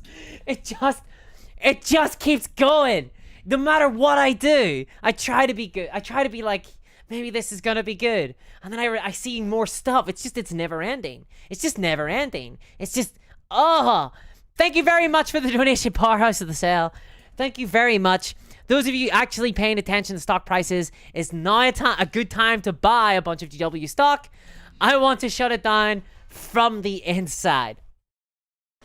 I think it's still got room to fall, personally. Like, I think it's still got room to fall. Last I looked, it was very steady, but I do feel like they're still riding high on their price. Oh, by the way, I'm not like a stockbroker, so don't base your financial decisions off of something that I say. But on the other hand, I do feel like they've got room to fall. And I don't think that the latest annual report is like all good. Do you know what I mean? Like, I don't think that it was like, we would have seen the stock go up. The stock kind of went up, kind of went down, then it kind of went up, and then it went steady. So we don't know. We're entering into a very spooky economic. In fact, we're already there. Honestly, we're already in a very spooky economic climate. Hence the co-op cola. Yeah. Hence the co-op cola. So we're in a very spooky climate right now. So Yeah, I don't know. Like, I don't know how great Games Workshop's gonna weather this one, because this ain't everybody stuck inside their house. This is, this is like an economic crisis, basically. So I don't know. I don't know. Basically, is the answer. I think they're still overinflated, personally, but that's just my own personal thought. Russell says, you are correct. That's clearly what Games Workshop have in mind, and it is the most distressing thing in the world. Gris says, since your videos bring me so much joy, I'll buy your copy of Gur for you, as long as I can ship from a discounter. DM me shipping details on Discord. No, Grish. No, that's fine. That is fine. Don't worry about that. Please. That's fine. Although, I do, for anybody out there who's curious, I do have a Ko-fi, for example, but like, it's cool. I can, that's okay. Like, I can make a buy of it, I guess. I mean, I don't really want to, but like, I can struggle along. So I guess, I mean, I think I've said this already, but I have gone. So, this again is another reason for the co-op cola, is that, I have gone full-time now with the channel.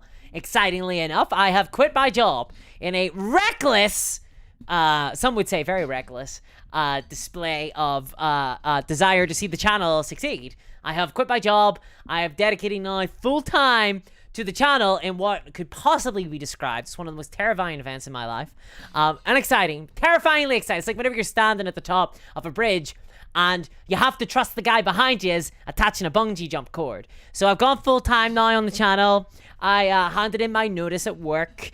Basically what was happening was I was having to make decisions that would... So I've been so busy at my day job.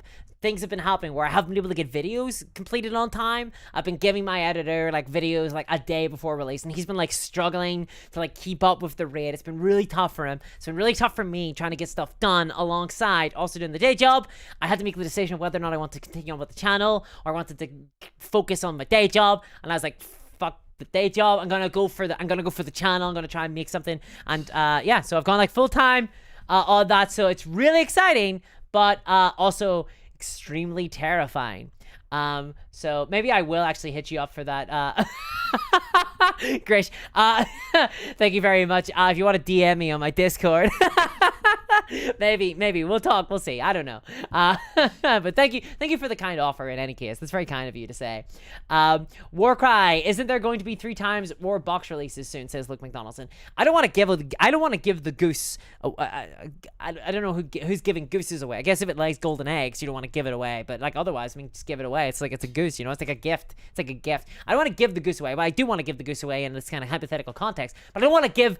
Basically, my next video is on Games Workshop Annual Report. I don't talk a lot about the boxes, but I will mention them. They do come up in the Annual Report. This is the thing, right? I watched some coverage of the Games Workshop Annual Report, and I was like, people are focusing on all the wrong things. They are focusing on nobody, in my opinion, has quite gotten it right. Luckily, though, Old Discourse is here to laboriously read like the hundreds of pages. Not everybody read all the pages. Discourse read all of the pages. There's like hundreds of pages in those annual reports, by the way. There's like a high-level summary, but then it gets really detail-y. It is a tome and a half, let me tell you. That's why it took me so long. Unfortunately, I wasn't able to get a video out an hour after it released. Like some people, I had to sit and read it and like really go through it with a fine-tooth comb, see what was going on. And hopefully you guys enjoy it. I recorded it today. It's off with the editor, shipped off, out of my hands. It's out of my hands now. Reckless opportunity on optimism, says Bob. Yes, thank you very much, Bob. You're my #1 guy. ML says, bold like an ambitious and ruthless Drakari.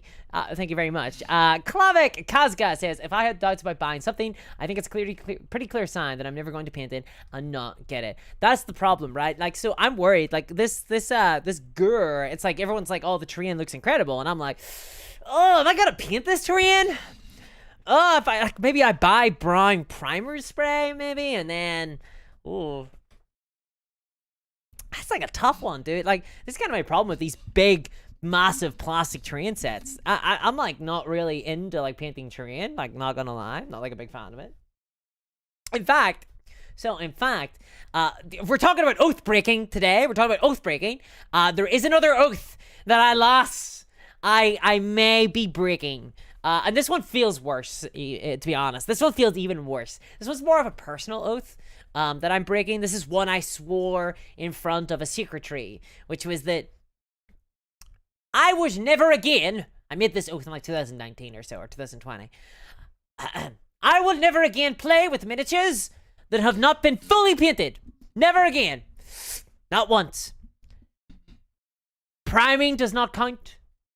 Like, not painting them at all obviously doesn't count. That I made this oath before a tree, before my ancestors, and I said, I will never ever play with a miniature that has not been fully painted. And I swore this oath because I was playing with a lot of unpainted minis. I kept on playing with unpainted minis. And I was like, I want to play with painted miniatures. But I'm like very bad at painting miniatures. I'm very bad at the discipline of it. So what I was doing was, I ended up going, I bought a bunch of contrasts, and I decided I was only ever going to play with painted miniatures, and I've kept to it. For the last like 3 years, I have done so. I'm really proud of myself. However, what I am noticing is, look, for the channel, I want to play a lot of different games. This necessitates a lot of different miniatures. And I can't paint them all. I don't have the time. I don't have the time to paint all of the miniatures. So I'm sort of, I'm like, do I break this oath? Do I cut my hand, and do I draw it into the soil and say, I'm sorry, ancestors? Speaking of which, thank you very much for the donation, Jazz. Have some wages. Congratulations on doing the leap into being your own boss. Thank you very much, Jazz.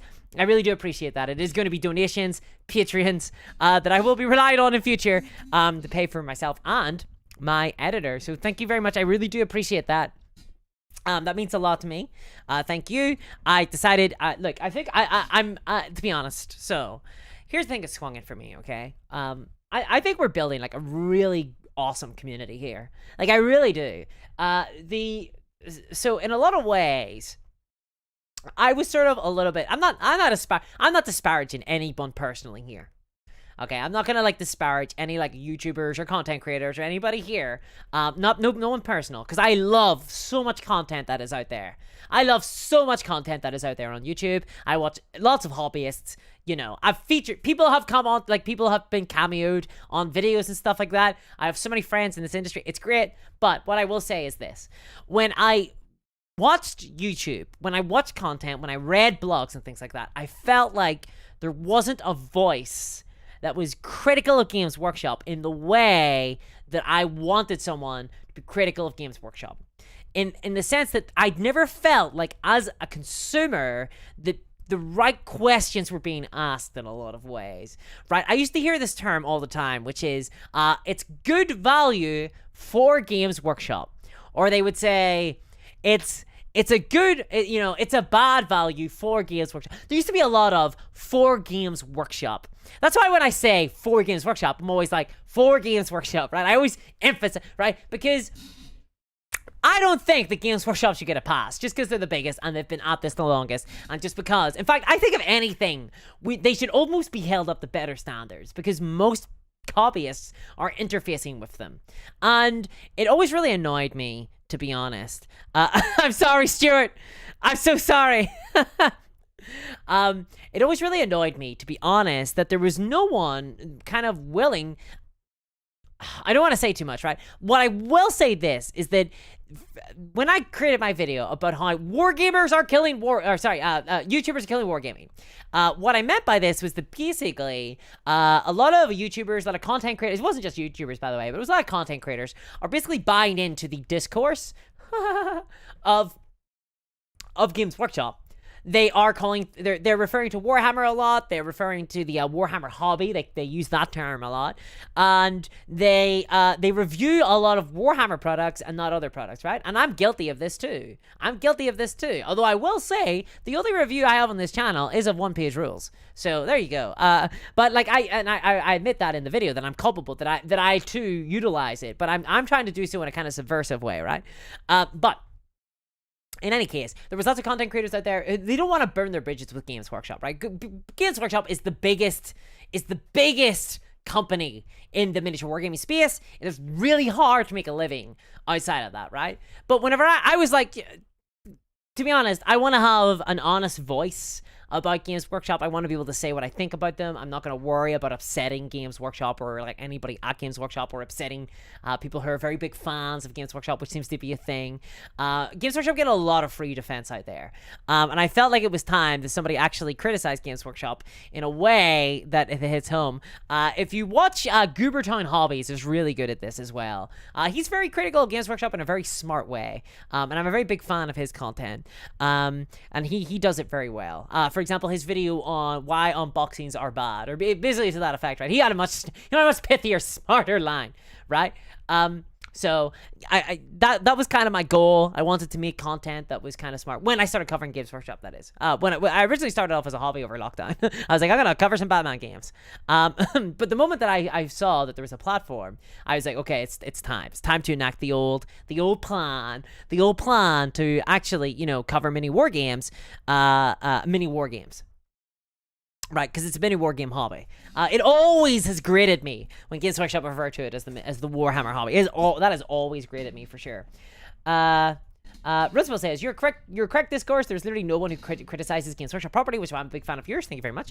They get away with obscene amounts of abusive behavior and people just cheer. They do. They get away with a lot. They do. They get away with a lot. In a lot of ways, though, is because so many people... So I will say that the miniature wargaming hobby is made up predominantly of people who are fans of Warhammer.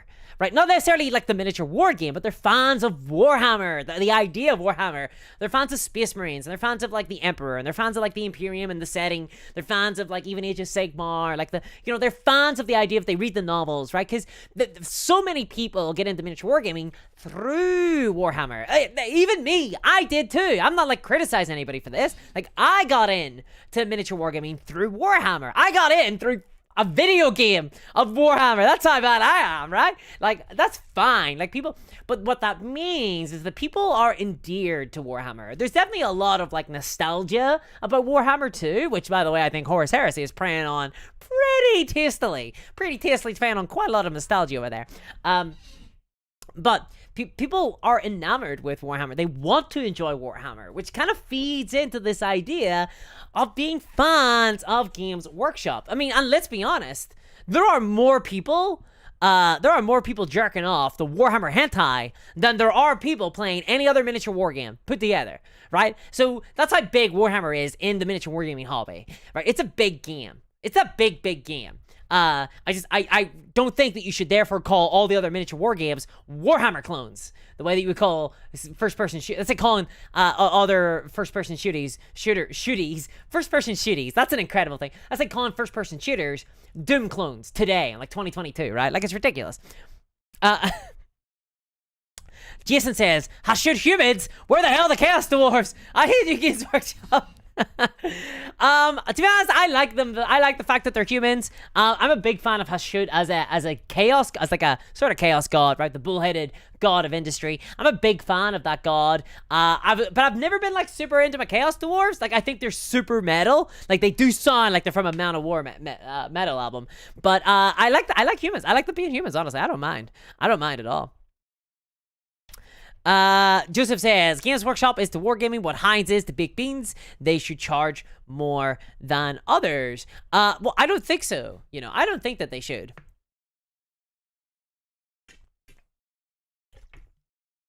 In fact, I think they're being very foolish. I mentioned it in my latest video, or my next video, but I know, right now, I know 4 people who would be playing Warhammer right now, but for the prices. They'd be playing Warhammer right now, but for the prices. I think Games Workshop are very short-sighted. I think they're very short-sighted. I think in their lust for power, their lust for profit margins of 45%, or like 42.9% or whatever it is, they can't go down from that. So they can't imagine a world where Warhammer is accessible and cheap, right?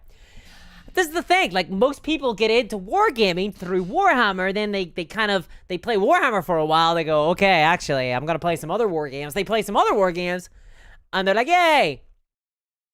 But there's that intersection. There's that little moment where they play nothing but Warhammer, and so many people just drop off Warhammer, and they end up never playing another mini war game again. And that's the people I want to grab. I want to catch them and go, no, it can be better. It can be better. And hey, look, here's the thing. As consumers, it's our job to demand better from companies. It is our role in all of this. This is kind of one of my big, annoying things. People say to me all the time, oh, all you do is criticize. All you do is criticize Games Workshop. I'm trying to do like a nerd voice. All you do is criticize Games Workshop. God. I'm sorry to anyone I insulted with that. But I don't. I mean, like, anyone who watches the content knows that I do applaud something. Remember earlier, I applauded the multi-pose contender kit, right? I do like to shine a light on things, on companies that are doing good stuff, right? I do like to shine a light on that. That's why I talk about One Piece rules all the times. Like, I do like to shine a light on that. But, like, to be honest, Games Workshop is like, every day, there's like another thing. It's like, there's like so much news to cover against Workshop at all times. And they're always pushing the bar. Like, the Gur box set for Warcry is like more money, right? But I'm almost 100% certain that the next Warcry book is going to be more money. I have to cover that. Like, I have to cover that.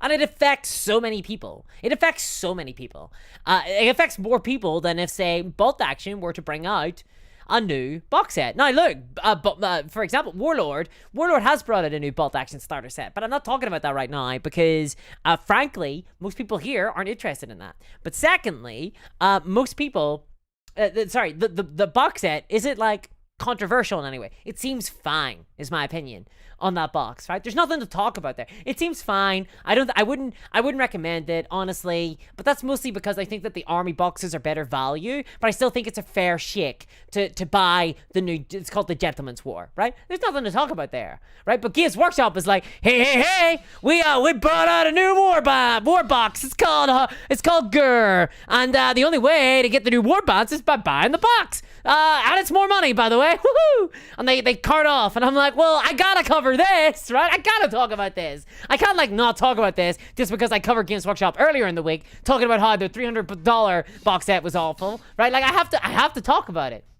I have to talk about it. All three got me in the hobby, it says Matrix fan. Andre says, the best discourse is the Rage discourse. I feel like you say this all the time. I feel like I see this statement all the time. Stuart Thorpe says, Sven, oh my god, I forgot the Battle Masters. Yes, I got into the... I don't know that. Gris says, for a good nerd voice, turn your glasses upside down like Miniac. Oh, yeah. Yeah, of course. George says, Games Workshop are to the games industry as Hasbro are to the toy industry, a galactic empire. Games Workshop aren't that big, though. So this comes from Games Workshop have this conception of themselves. Oh, my God. You always get me going, guys. You always get me talking about my next video. I always give the goose away. Why do I keep saying goose? I've never owned a goose. I don't live on a farm. I'm not like a gameskeeper. Like, whoa. Well, actually, I kind of am a gameskeeper. If you just kind of change the English language to mean something else, I'm a gameskeeper in the sense I got lots of games and I'm keeping them, right? So you can't take them off me. But in any case, I don't know about that. I don't know about that. So Games Workshop aren't exactly a galactic empire. They're relatively small, all things considered. Like, they're making millions and millions and millions of pounds in profit. Okay, so whenever you're like, oh, well, Games Workshop can't eat the cost of the new raw material price increases, just remember they're making millions in profit. War Games Atlantic could apparently eat the cost, so... Okay. All right. So, yeah. No, I don't think so. But, in any case, they're still pretty small, all things considered. Hasbro is bigger than them. Like, Wizards of the Coast and stuff. Like, they're bigger, right? Like, Hasbro is bigger. In money, and in size, and in scope, and in reach. But I do feel like Games Workshop could be a lot bigger if they really, really wanted to be. If they really wanted to be, they could be a lot bigger. Because the main thing that keeps people out of the hobby is the price. Like, I understand that this hobby has a lot of buy-in in terms of effort as well. You gotta, like, paint minis, you gotta build minis and stuff like that. But I feel like there's a lot of hobbies that require a lot of effort that are pretty popular. With football, God forbid, you gotta run out of the, you gotta go about a pitch. You gotta run about and kick a ball. Like, that's a ton of effort. That's a ton of work. You know what I mean? Like, there are hobbies that require effort. That's the case. But the prices are the main thing that keeps people out. At least in terms of people I know. I speculate that this is the case for all around. Thank you very much for the super chat, Dingo. Mate, glad you're following your convictions. Your influence got me into One Piece rules and their amazing STLs and War Surge. Awesome. Hope this helps. Keep up the good work, mate. P.S. So over Games Workshop. Thank you very much, Dingo. I really appreciate it. I think it's really cool to hear that you got into One Piece rules and War Surge for my coverage. I'm really happy about that because I want to start shining lights on like other games. War Surge I think is a lot of fun. They are very criminally overlooked, I think. And I felt this for a while. War Surge are very criminally overlooked. Like, what a cool game. Like, what a cool idea. I think they're a very awesome sort of like a game where you can make your own units and build your own kind of armies and stuff. I think that's so cool. I have a lot of fun just like spitballing army ideas into that app. I think it's really cool. So I'm really glad to hear you got that. And on One Piece rules as well. They are incredible. There might be some One Piece rules coverage coming up very soon on the channel, so look forward to that. I know I am. Once I have, I know I'm looking forward to that. So thank you very much for the donation. I really appreciate that. Jason says they are literally selling you 50 cents of plastics for $50 American. No, it's less than that. It's like 20 cents. Like for real. Like for a box, yeah.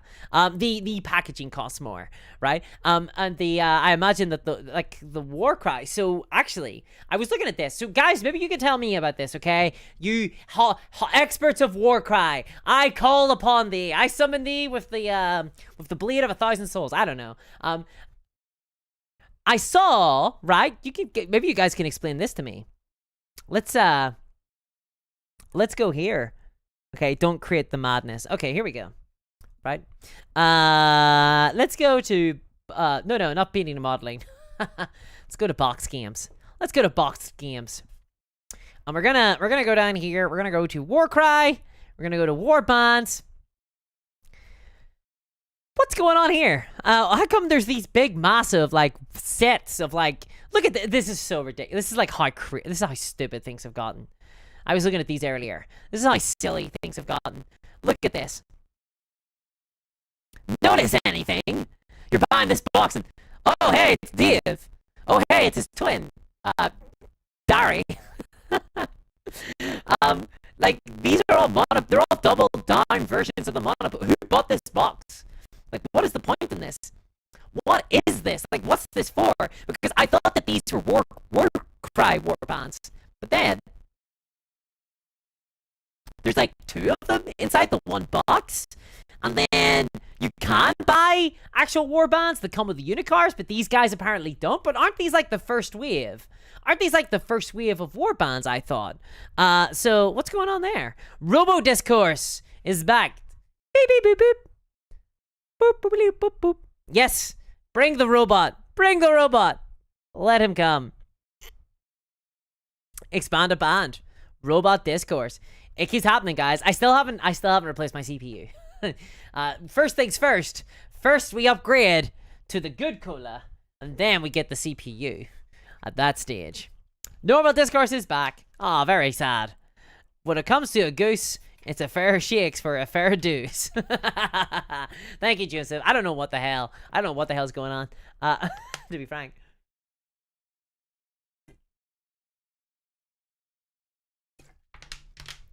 James, okay, so James is saying, you can't fairly equip plastic material cost, only tooling is expensive as well. Yes, of course. Okay, so what? No, of course not. Nobody's saying that the only thing that Games Workshop have to consider are the raw material costs. The raw material costs are the only thing that has gone up in price for them, really. The tooling costs as well, of course. I mean, but that's taken into consideration with depreciation. So yes, they gotta pay for the molds. That's the biggest cost. Sure, they gotta pay for the molds. And then they gotta pay for the raw material costs. The point is that raw material costs are like almost irrelevant in terms of their factoring in of the underlying prices. But the molds are paid off in like the first printing. The molds pay for themselves like very quickly in the first printing. At the scale of Games Workshop, so this is something that will screw over a tiny company, right? Like a small company, like Heresy Miniatures, for example. They can't invest in plastic sprue. They can't invest in plastic sprues because it's too expensive to get started up. They can't guarantee that they can sell enough miniatures to sell them to make the money back. But Games Workshop can. Games Workshop can factor in the cost of those tools into their miniatures. But let me tell you, the costs aren't like $20. The cost of that mold for every single miniature box sold is not $20, okay? Right? So there's no reason why Wargames Atlantic can sell miniatures at half the price of Games Workshop. There's no reason why that's the case. Wargames Atlantic are smaller than Games Workshop, but Wargames Atlantic also, like Games Workshop, are vertically integrated. And what that means, as a vertically integrated company, they control all aspects of the business. Games Workshop do their own manufacturing. That means there is no middleman. This is really important. If I am a small miniature company and I want to move, say I am Discourse, and I'm like, I created Discourse Minis. Wait, oh, hold on. I created Discourse Mini Studios, right? And I want to do like a hard plastic sprue of my, I don't know, let's say it's a Dark Souls inspired Space Marine army about Blood Angels who go from planet to planet, murdering people based on the whim of how they perceive the Emperor's will, okay? I'm building that. I'm doing that as like a hard plastic sprue. It's all dark and hardcore and stuff like that. It's all like, ooh, Dark Souls-y, right? A single tear running down his eyes. Beautiful looking miniatures. And I want to get those done on hard plastic. I have to call around all these different factories and be like, hello, I would like you to build me a sprue, please. They will go, okay, and they'll give me a price. That price will be far more than what Games Workshop will pay for it. Because Games Workshop are doing all the manufacturing themselves. They don't need to make a profit on the actual mold, right? They don't need to make a profit on the manufacturing. They just need to make a profit on the end user, right? So they're saving loads of money. They're saving loads of money compared to the other people. They have an unfair advantage in the marketplace compared to most other companies. They've got a really unfair. So this is why sometimes you'll see, right? So for example, Corvus Belli, they can sell metal miniatures for cheaper than someone like Mythico Studio. Mythico Studio are outsourcing all their metal manufacturing, which means they're paying more per mini than Corvus Belli. I think Corvus Belli have their own metal manufacturing, or they probably have very good contracts with them now because they've been doing so much business for so long, right? And it's just all about scale. Games Workshop have the scale to make a lot of these costs almost negligible. Games Workshop are operating with an absurd margin. I don't think there's ever any way you can argue against it. Like, it's expensive, sure, but like at the end of the day, they do have a 42 odd percentage profit margin on their products. Okay, like at the end of the day, there's no point. Like, there's no logic. We all know this is a stupid argument because it indulges in this fantasy that there is an underlying rational reason for the price of Games Workshop products beyond just they are charging prices that they want. Right? That's the underlying market strategy. They are charging prices that they think that miniature wargamers will pay. Or at least, well, this is why they are only interested in certain miniature wargamers getting into the hobby. They only want certain people to play Warhammer. And it's the people who can afford their extortionate prices for their miniatures. This is why Games Workshop are not a very progressive company. Games Workshop like to play at being a very progressive company. They do the Warhammers for everyone. They like to talk. They like to talk a lot about how much they care. If Games Workshop wanted to be an actual progressive company, they would take substantive changes to their business practices, one of which would be lower prices. Because how would you get a more diverse community inside the miniature wargaming hobby who are playing Warhammer? You would lower the prices so that people from other backgrounds, not just middle class backgrounds, would be able to afford the miniature wargame miniatures, okay? Your miniatures from Warhammer, if they were made more affordable, you would see different types of people inside Warhammer stores. Not just people who can afford to play it. This makes me very mad. There is no underlying logic to the price of Warhammer beyond the fact that Games Workshop have cultivated a community of price insensitive consumers. That is what all of this is about. Everything about this. This is because Games Workshop perceive themselves as a niche business. What niche means is that they don't need to worry about being competitive. They don't care about people who can't afford their minis because they don't want to monetize them. They want to aggressively monetize those people who can afford those miniatures. And I'm putting afford inside quotation marks because a lot of people buy into Warhammer who cannot afford to.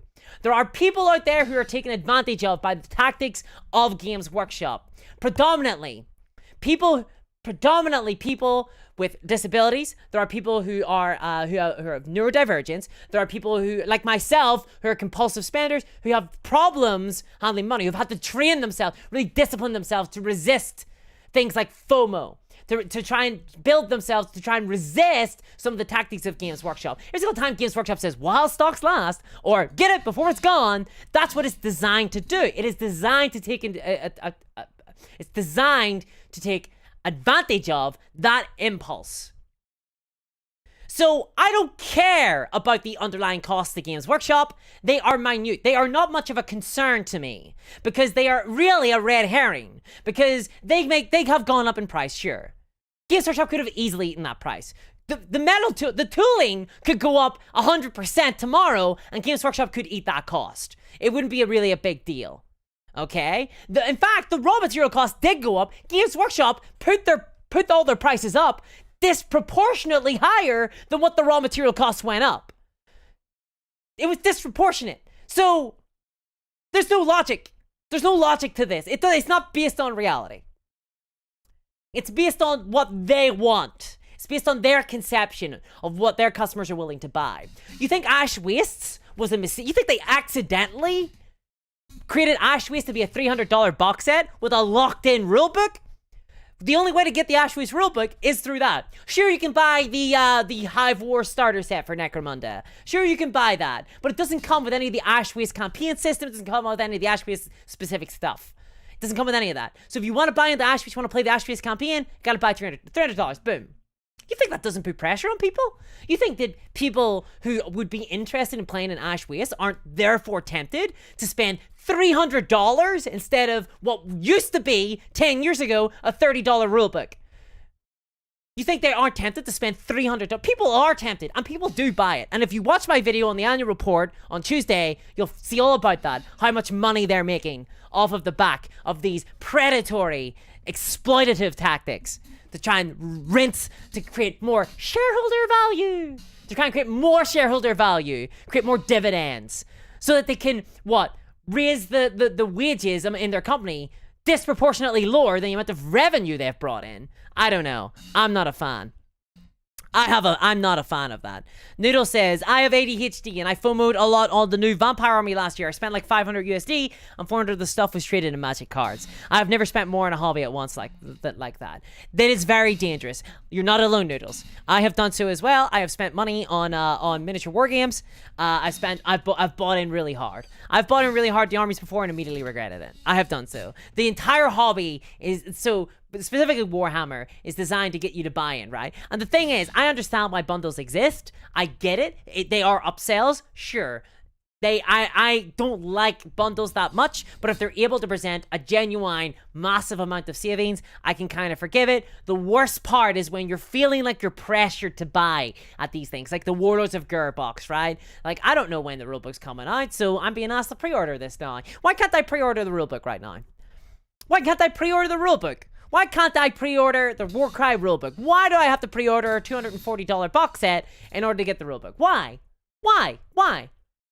It's because Games Workshop know that there's a big proportion of their customers who would just buy the rulebook. So what do? They don't make it available. Why would they make that available? They want you to spend $230.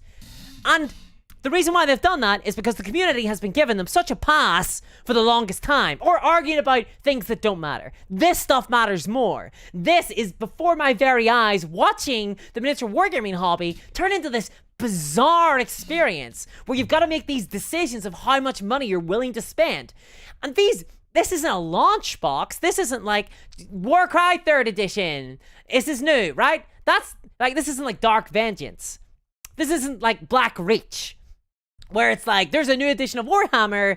here you go. This is like your chance to buy in, you know, and get like 2 armies and go for a start. It's no. In like another 2 or 3 months, there's gonna be another one of these boxes, and another 2 or 3 months after that, it's gonna be another one of these boxes, and that's just for Warcry. That's just Warcry. Another 2 or 3, in like 2 months, there's gonna be a new bloody Ashwaste box, more than likely. Then there's gonna be another Warhammer 40k box set, or a Horse Heresy box set, or something. That's how they're doing. Well, it's mostly the skirmish games right now, but I wouldn't be surprised if we start to see it for the bigger ones as well. Sorry about that, guys. I get sometimes I get a little bit annoyed. Zizarek says, it's very tempting to break an oath or a promise you have made to yourself, but once you break it, then you will start finding reasons or excuses to break any future promises or oaths. Wow, okay. So, I mean, like, to be honest, I'm joshing about it a little bit when I say about the oath keeping. I do think it's like, I feel like you can be a little bit flexible. In terms of like oath keeping like this, like where I've decided where I'm not going to, like, I'm never ever going to play with miniatures that I haven't painted. Like, I understand that there might be a reality where in order for me to play the amount of games that I need to play for the channel to have like this wide and varied tool set, there's so many games I want to play. I've got like 12 games right now that I really want to play, that I just have to accept that I can't, it's indulgent of me to expect people to paint all of those miniatures, maybe, you know.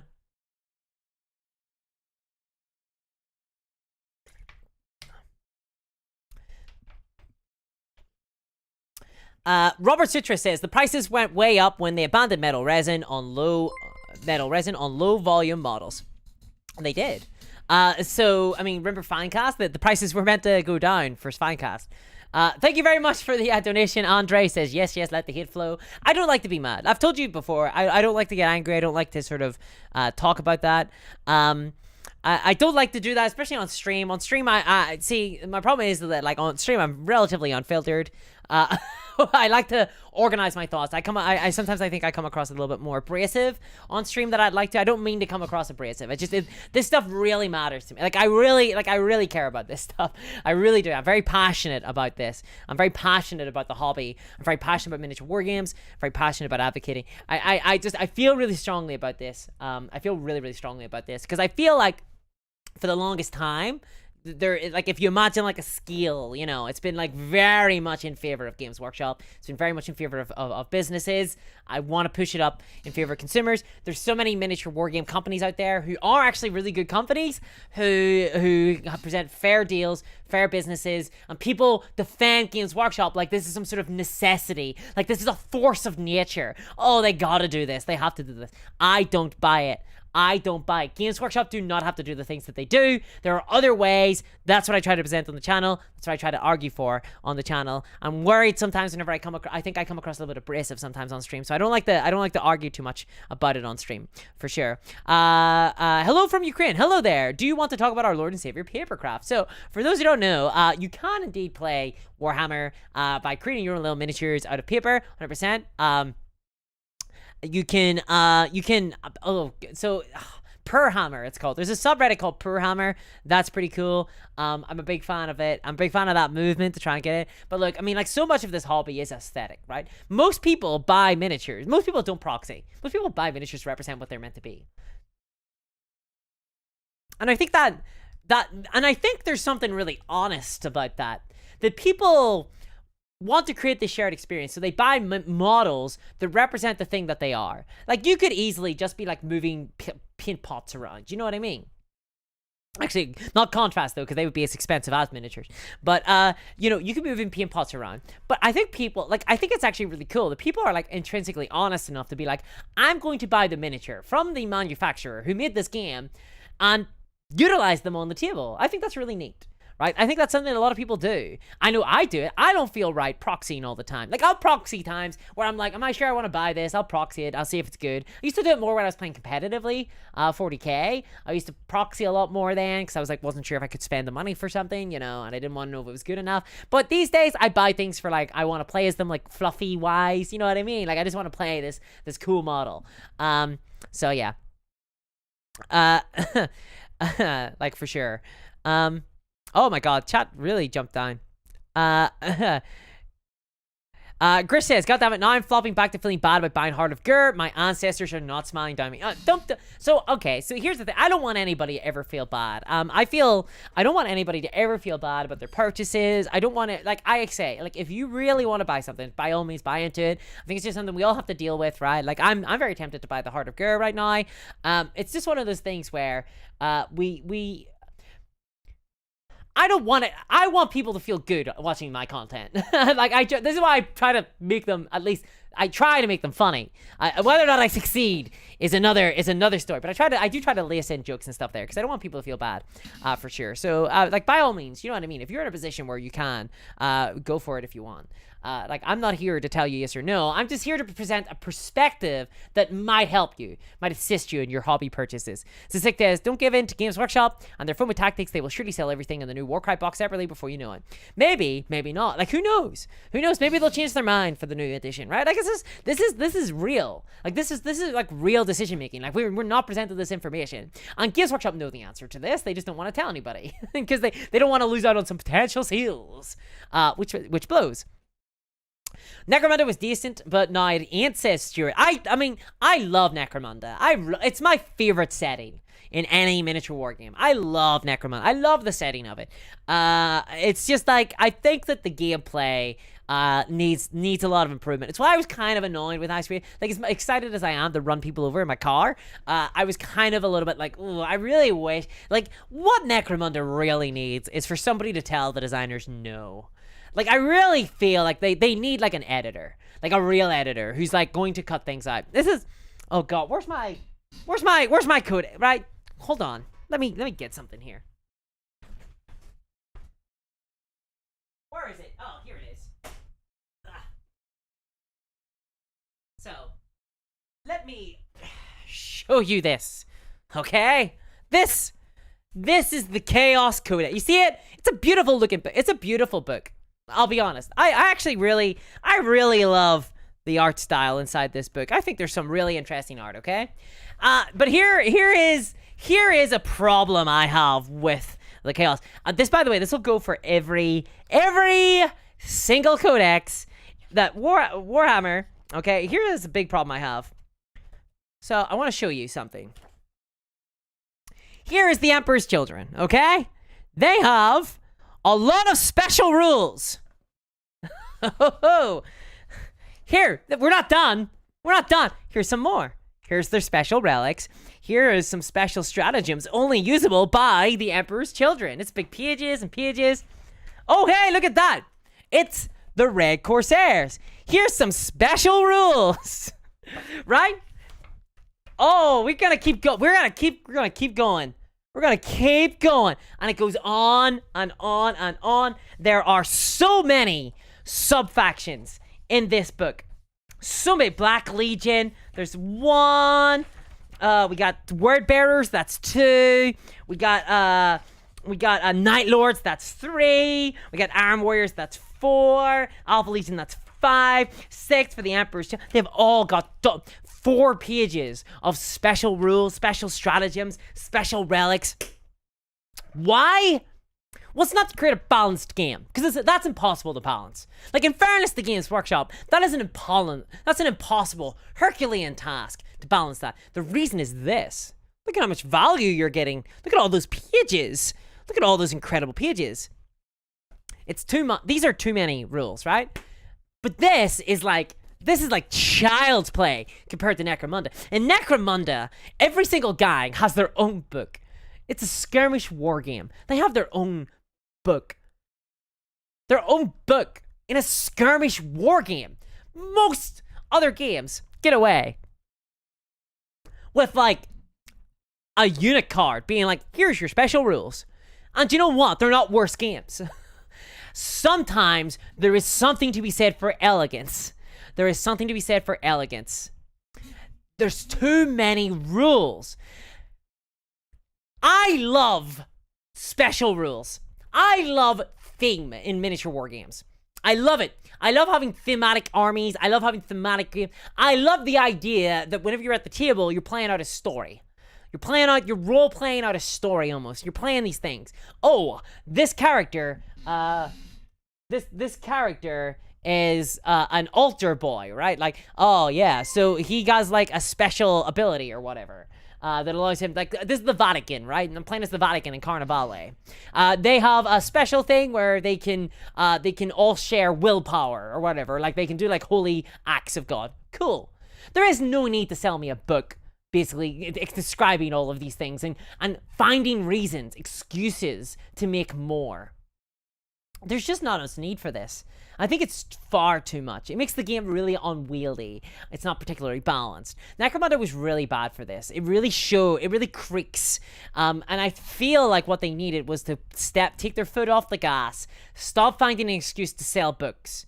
Right? This is the problem. This is why it's really bad that they have monetized the rules, because now they need to sell their rules and they need to make it worth their while to charge you money. They need to sell you like really. I bet if Necromunda's rules weren't getting sold, we'd be like dealing with a couple of PDFs at most. I bet you we wouldn't have like so many rules. I don't think the game needs that many rules. The fun is at the table. Half the rules are like, before the game, roll on the poison table and see if you can create some sort of concoction. Like, why? Why is that a rule? Like, is that fun? Because I don't know if it really is. There's like all these customization options, and I'm sort of like, it's OTT. It's over the top. It's too much. Oh, thank you very much. Thank you very much for the donation, Joshua. I really like to run people over my car. Quote: GW uses that clip against you. Don't take me out of context, please. For the love of God. Thank you very much for the donation. I really appreciate that. Thank you very much. Noodle says, I had the worst experience trying to play Age of Sigmar because the dude I played my first game against brought the tournament rules. It was awful. I don't like this new season thing. I don't like it at all. Sick Mary says, I went a little bit crazy with the Sisters of Battle releases. $1,500 crazy. Yeah, all in on a new army, huh? You get that 2,000 points. You get those 2,000 points. Like, I understand your pain. Like, I've got armies. Like, I've got my Dark Eldar army. I have my sisters. My old Sisters of Battle are very old now. They're old metal. But I have my old Imperial Guard army that I bought after that, right? Like, I understand this. I understand this impulse. And there is like I said, there's like 12 different things I would love to buy right now for Major War Games, right? But I can't. Like, I can't afford them. I can't afford to buy them. So it just is what it is. It's rough. It's really rough. And like, I think it's been like an unspoken secret of this. Well, it kind of, like, I say unspoken, but it's kind of mocked a little bit. It's like, oh, it's the plastic crack. It's kind of like as a joke. It's like gallows humor. You find lawyers do that. They joke a lot, like about like really heinous crimes. They joke a lot, right? It's gallows humor, because if you don't joke about it, it would drive you mad. It would drive you utterly mad. And in a lot of ways, when we talk about plastic crack, we talk about our pals of shame. Like, this really feeds into that. People buy loads and loads and loads of models, and then they end up like sitting on them. And people try to rebrand this as like your pile of opportunity. It's not your pile of opportunity. You have a spending problem. But like the entire hobby, I mean, more so Games Workshop, honestly, have indulged in this for years. Like, this is their modus operandi. This is how they get you. It's just they discovered that they could be shameless about it now. It's kind of like, it feels like this is kind of like the natural place where all industries have gone in like the last 5 to 7 years. It's just like they all realized they could just be shameless. Nobody could stop them. They're just like, wait a minute. Nobody cares. We can just do whatever we want. Gacha games come out. They suddenly start selling loot boxes all the time, and like video games. Right? Games Workshop realized like no one's gonna stop them if they just keep selling everything in like these massive bundle boxes. In fact, they might make more money that way. So let's do it.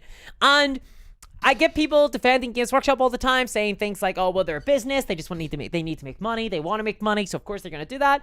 As if it's like this force of nature. Well, screw them. As a consumer, then I guess it's my job to criticize it. Like, as a consumer, it's my job to make it as unpalatable as possible to do these things, regardless of how profitable they are. Thank you very much, Powers of the Sale. Thank you very much for the donation. Says, sometimes I think about how much plastic crack I could have bought if I didn't support my few content creators, and then I think, better join a Patreon. Thank you very much. But hey, isn't it worth it? I'll say this much. I will say this much. I wouldn't be here if it wasn't for my patrons, right? And for the donations and stuff that you guys give me. I I wouldn't be here. Because I would have had to have chosen to stick with my day job. You know, when I faced that road, I would have had to have gone that a certain way. And it's only because of my patrons that I'm able to have done this full time and actually be able to create more content. So thank you guys so much. I really do appreciate it. I really do appreciate it. Otherwise, I just couldn't afford. I couldn't afford to do this and pay for the editor and stuff like that and spend the time. The time. There's so much time spent, guys. I look forward to the streams. I actually really look forward to the streams because I'm like, I don't have to write a script. I don't have to do any editing. I don't have to worry about the topic. I don't have to do loads of research. I can just go, whoa! Right? We can do the research on the stream. Remember earlier we read the privateer press statement, right? I can just do the research on the stream. I love the streams. I'm like, yay! It's this Sunday stream. And to be honest, I really love hanging out with you guys. It's always a lot of fun hanging out. I think it's really cool. Oh no, audio. Robot voice is back. See, this is what I need, a CPU. Ah! Something went weird. Yes, clear your throat. Skywatcher Adept. Real voice reveal. Skitari Discourse. Definitely waffles. Audio fix. Thank you very much, Johnny Zoom. I do need a lozenge.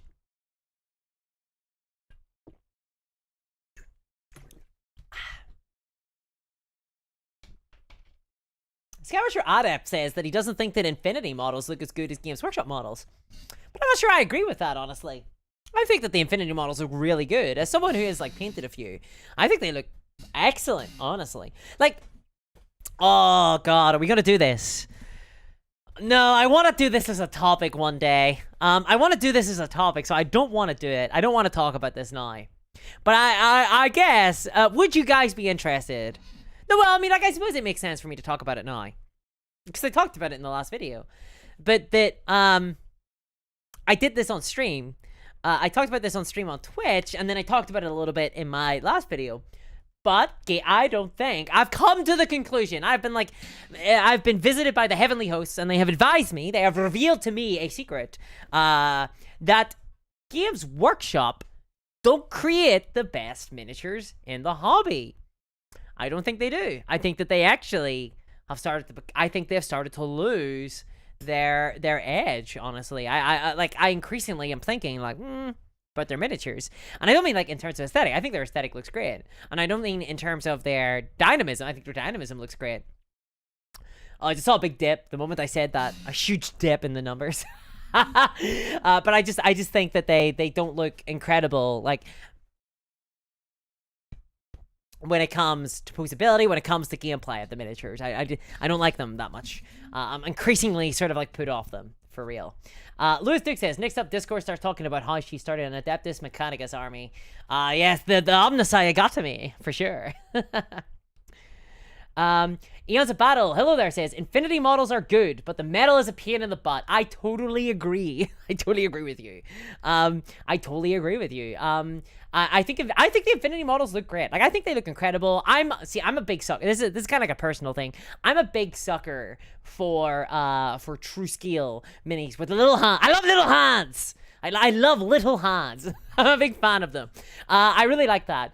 Because I think this is because I grew up on Warhammer, and I'm used to the Games Workshop scale, the heroic scale, and so I was exposed to that so much, it became my default norm. So whenever I saw true scale minis that aren't exaggerated, I was like, oh my god, this looks incredible. I was for the first time ever, it's looking at a realistic piece of, a different type of art, right? Which is what it is, right? These sculptors and stuff these designers, they do such great work. It's looking at a different genre of art, and I was totally enamored for the first time ever. It's I've been watching nothing but action movies, and I discovered drama for the first time. It was absolutely incredible. But yeah, they are metal, and metal, super glue and me don't really mix, which is really a big problem because it means I always end up gluing my fingers together, which is a huge issue. Andre, thank you very much for the donation. Says we need more people in the live stream. Shameless advertise the Twitch. More people is more live discourse bullying. Well, yes, thank you very much for the for the donation, Andre. Yes, I do stream on Twitch. I stream on twitch.tv/discoursegames is where I stream. So join us there. We're playing Warhammer Age of Reckoning. We're actually trying to get a guild together. So if anybody's interested in joining a Warhammer Age of Reckoning guild, keep an eye on the stream. Follow me on Twitch. And when I next launch, we'll probably be building probably doing that guild actually, so we can play together. What was Jory says? Metal keeps a lot of people away from Infinity, but there are Infinity diehards who are hyper-vocal but stay Metal. So yes, so there are people in Infinity who are massive fans of the sort of the depth of detail in Infinity. The Metal, like, let's be to be honest, Corvus Belli are really good with Metal. Like they are incredible with Metal. They have been working with it for a really long time, which is actually why people started to get worried whenever they were moving to Siocast. So they've started to move to Siocast, or Siocast. I pronounce it weird. Sorry. Sorry. Corvus Belli have been moving to Siocast with their bigger sculpts, with their bigger models, and they're moving fully to Siocast for Warcrow. So their new fantasy miniature war game that's coming out, they're moving fully to Siocast for that, and it's made people nervous. I don't think people have anything to be nervous about. In the short term, at least, I think that the Siocast is really good. I think it still captures that depth of detail. I have a bunch of Batman minis that are made in Siocast. They were the new starter set, the Batman starter set, and I think they look great. I think they look really good. But caveat: this is like the first print run of Siocast, so that means they're going to look better than usual. We have to give it a couple of years. We'll see how Siocast looks then, whenever the molds have gotten older, right? And they've kind of lost a little bit of that depth of detail. Secondly, Siocast is fully proprietary, which makes me very nervous for the future. I'm very concerned. It seems like every single miniature wargame company in Spain, at the very least, are going to Siocast. Siocast is very attractive to smaller corporations, for smaller companies. Not like super indie developers, but sort of like that mid-tier, like the AA miniature wargame manufacturers. People like, well, I don't think Warlords would ever go Siocast. Actually, no, I think they have, actually. I think they have a Siocast machine. So like Warlords, Corvus Belli, Night Models, those kind of manufacturers, they're going Siocast because it's kind of relatively affordable. It's still pretty expensive, but it's relatively affordable. And it's very fast. You can manufacture very fast. Problem, it's proprietary. I'm worried that like once everybody goes to Siocast in like 3-4 years, prices are gonna go up. So I'm worried about that, because even the resin style, like it's not resin, it's actually a plastic, but even the Siocast material itself is proprietary. So you gotta buy that from the company that sells them. That makes me a little bit worried, but I hope it's good. I hope it's good. Joseph Leader says, I got hundreds and hundreds of GW sprues unbuilt in cardboard boxes. I've literally never played a game. It is a pile of shame. I should be ashamed. Shame on me. Shamers of the shameful, Joseph says. Look, I don't want anybody to feel bad. Like, don't feel too bad. We're all in this together, right? Like, we're all, like, I have models that have not been, like, I mean, to be perfectly frank, I have a massive pile of shame. Like, I have watched people's piles of shame videos on YouTube, and I've been like, like, if I ever do one of those, which I probably will, to be honest, there's gonna be a week where I run out of ideas, or I'm going on holiday, and I'm like, I'll just do a pile of shame video and put that up. Maybe I'll do it actually when I move into the house and I have it all piled up, and I'll be like, okay, now is the time. I have a lot of piles of shame. For sure. So, yeah, like, don't like, I am not, like, so the reason why I get so upset in my content, the reason why I talk about what I do is because I get got, right? Like, this isn't me sort of like being holier than thou. Like, I get got, right? Like, that's why I talk about stuff that impacts me as well. So, like, this is the thing, like, ultimately, look, Games Workshop make the decisions they do because it works for something. It does something. It performs an action. These big box sets, they get a lot of money out of people. They make more profit off of individuals than they otherwise would do. They utilize marketing, and like other companies do as well. Like, it's not just Games Workshop.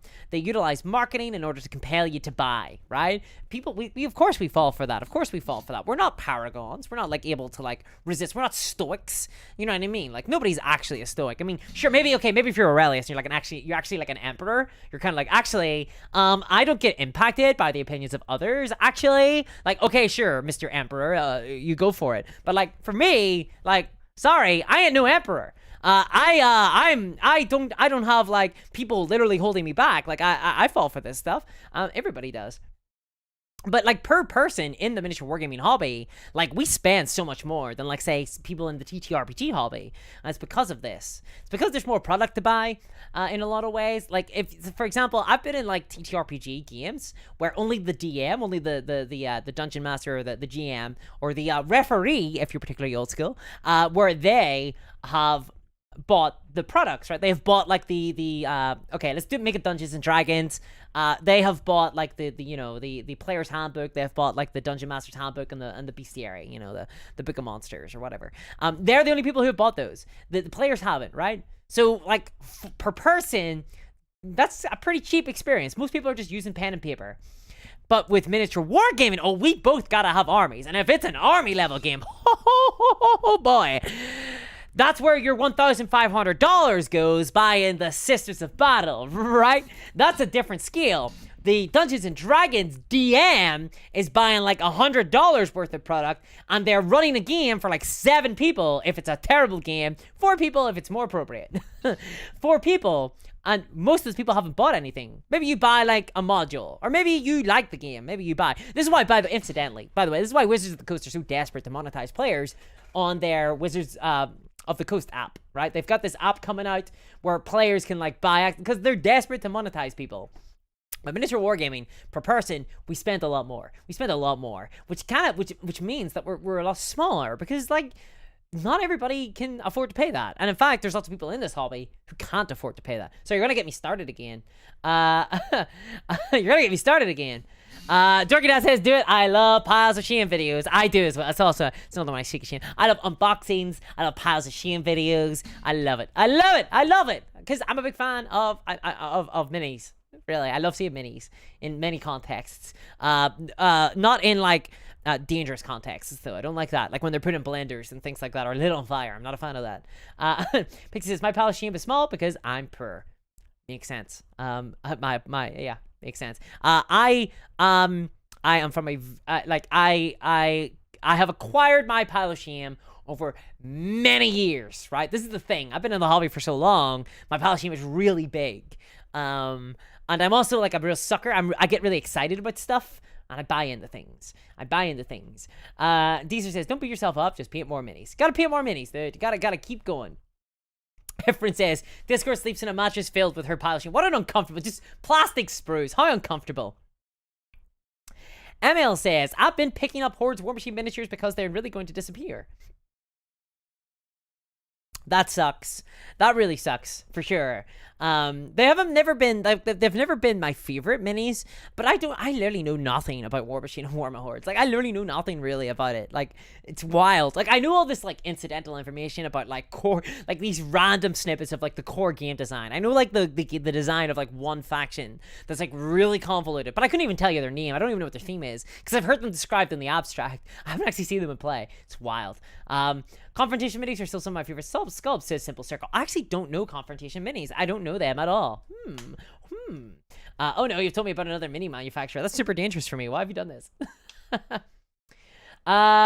Major Sven says, if you run out of ideas, do a still media episode. What is a still media episode? I don't know what that is. Siphon says, are you prepared to form an international miniature wargaming club with private 3D printer sharing, gaming, etc.? This could go big. I feel like that kind of exists already. So, I mean, look, we have a really cool Discord we've got like a really cool community on our Discord. There's a 3D section there. People share all sorts of stuff on there. There's some 3D miniature manufacturers, actually, on that Discord as well, who contribute and talk. There's people who are game designers, actually, on that Discord as well, which is really cool, right? So, we have like a really cool little community that already do a bunch of this stuff for sure. It's not necessarily private. Like, I genuinely just don't have the time to like run a private community like that, though, because you would have to police the STLs, unfortunately. The Games Workshop are they're hiring, shall we say, for IP infringement assistance. So you have to be really careful. There are a lot of recasts out there, honestly. There are a lot of recasts out there. And they get shared a lot. That's all I'm gonna say. So you gotta be really careful. So we aren't able to, like, there are certain things that you can't share on our Discord, because unfortunately Games Workshop do have a habit of shutting down those Discords, and this one's like built around for a community, and we want it to last. But I have no doubt that there are those types of communities for the 3D printing and sharing, for sure, for like free miniatures. Like, there's so many free 3D printer 3D STL files out there for like printing, definitely. Let's see. Joseph is gone. Sorry. Noodle says, I don't work. I'm mentally disabled. I'm painting's one of my hobbies. My pile of shame is big as I used to have a job and got a lot of used for cheaper and friends. Well, I'm glad that I'm glad to hear that that you enjoy the hobby and that the hobby has, that you enjoy it. Painting is a really tough part for me. I really like I said earlier, I am kind of thinking about breaking my oath if I only play with painted minis, because I can't paint this many minis. There's just too many games. And I'm starting to there's games I want to play that I'm like, when am I going to get the time to paint these minis? But I could maybe slot a game in real quick, you know what I mean? Efren says, I like how the War Machines look, would love it if the game was played with 20 minis tops. There's like a lot of games out there. I mean, look, we are in a golden age of miniature wars. Contrary to my, I guess I'm gonna call it my rant earlier, we are not in a bad time for miniature wargaming at all. Uncle Adam did a video very recently talking about why wargaming isn't dead, or why it's not dying, right? And we are in a golden age of mini war games. There is like so much choice these days, like compared to like when I got into the hobby. Partly this is because I didn't know there was other mini war games. I thought it was just Warhammer and that was it, because it's the Warhammer hobby. But there is so much choice out there. There are so many awesome skirmish games, and I love skirmish games. I'm like a huge fan. I'm like a big fan of skirmish games. There's so many skirmish games out there. I mean, like you could go on Osprey and there's enough games just on Osprey Publishing to like do you for like years. Like we are in a golden age. We really are. And 3D printing has like made minis more variety of miniatures than ever before. Admittedly, there's a lot of Space Marines. It's incredible. Like I don't want anybody to feel down. Like we are in a golden age here. We really are. We are in a golden age. It's just that most hobbyists are still sort of stuck in that Games Workshop ecosystem. I think that it's getting better. I do think that there's more people coming in through other ways as well. I think we're getting people in from like D&D and stuff these days. Like WizKids is like now the second biggest mini company, right? So I think there's more people buying that. Admittedly, a lot of them are buying it for D&D, but it's not like too hard a leap to imagine Frostgrave could maybe get a little bit more publicized, a little bit more kind of profile out there amongst like more kind of casual audiences, then maybe like we could see like this would be a better way. There's games like Relic Blade is another good one, for example, that's like very accessible for someone who's used to playing like Dungeons and Dragons and stuff like that. So these are like alternative avenues for getting into mini wargaming. Historicals I don't think are as popular, or at least aren't as big a gateway. Used to be like lots of people got in through historicals. I don't think that's quite the case anymore, but that could just be me because I don't know a lot of historical players. I'm not like, I guess that's not true. Like Bolt Action has made historicals really accessible, actually, now that I think about it. Param, thank you very much. Thank you very much for the donation. Primer counts as painted, right? Yeah, sort of. Kind of. I agree. Like, if you're gonna, like, yes, kind of. Like, when I say painting, because I'm really bad at painting. So, I mean, to be honest, if you just primed a model, it would look better than my painted models most of the time. I'm really bad at painting. But thank you very much for the donation. I mean, here's the thing. I'm not, like, a stickler for other people's minis. Like, if I'm playing against somebody and they don't paint their minis, like, I don't care. It's just for me, because otherwise I don't paint them. But I'm loosening the reins a little bit on myself. Eons Battle says, support STL artists. Don't share, don't print for friends. And when you get free stuff, try and send tips the artist's way. I totally agree. Obviously there's a lot of, like, I think 3D cults is big for this, where there's a lot of like free STL files. I assume that's what they were talking about, like these models that are being given away for free. But by all means, yes, support STL artists. There's like, to be honest, you have no excuse, guys, right? Like I understand why people recast Warhammer, for example, right? Or like Forge World models, or like those big prestige models. I get it, right? They're very expensive. They're hard to get your hands on. But like the STL files, like if you've got a 3D printer, first of all, they're cheap. Most STL files are like super cheap. They're also extremely accessible. Most of them are in My Mini Factory. You can find them there. It's where most people get their 3D files. support 3D artists. They're like, you get so much value. This is like so incredible. That's what I love about the STL files, like the 3D artists at the minute. You get so much value with those subscriptions, with what you buy. Your money goes a really long way for sure. To be honest, I think most people do buy. STL files, but it's like piracy in a lot of ways, right? Like whenever Netflix came out and it had everything on it, most people just went on to Netflix. Very few people pirated. The people who pirated were most people who were never going to buy it. But then like Netflix loses a bunch of stuff, all these different streaming services, suddenly everything goes up in price. People stop doing so. Same with like music. The music industry was like, they couldn't work out how to stop piracy for the longest time in the music industry. It turns out, just make music more accessible, people buy in, right? I think that STL files, honestly, they're cheap enough and they are accessible enough. Most people, I don't think do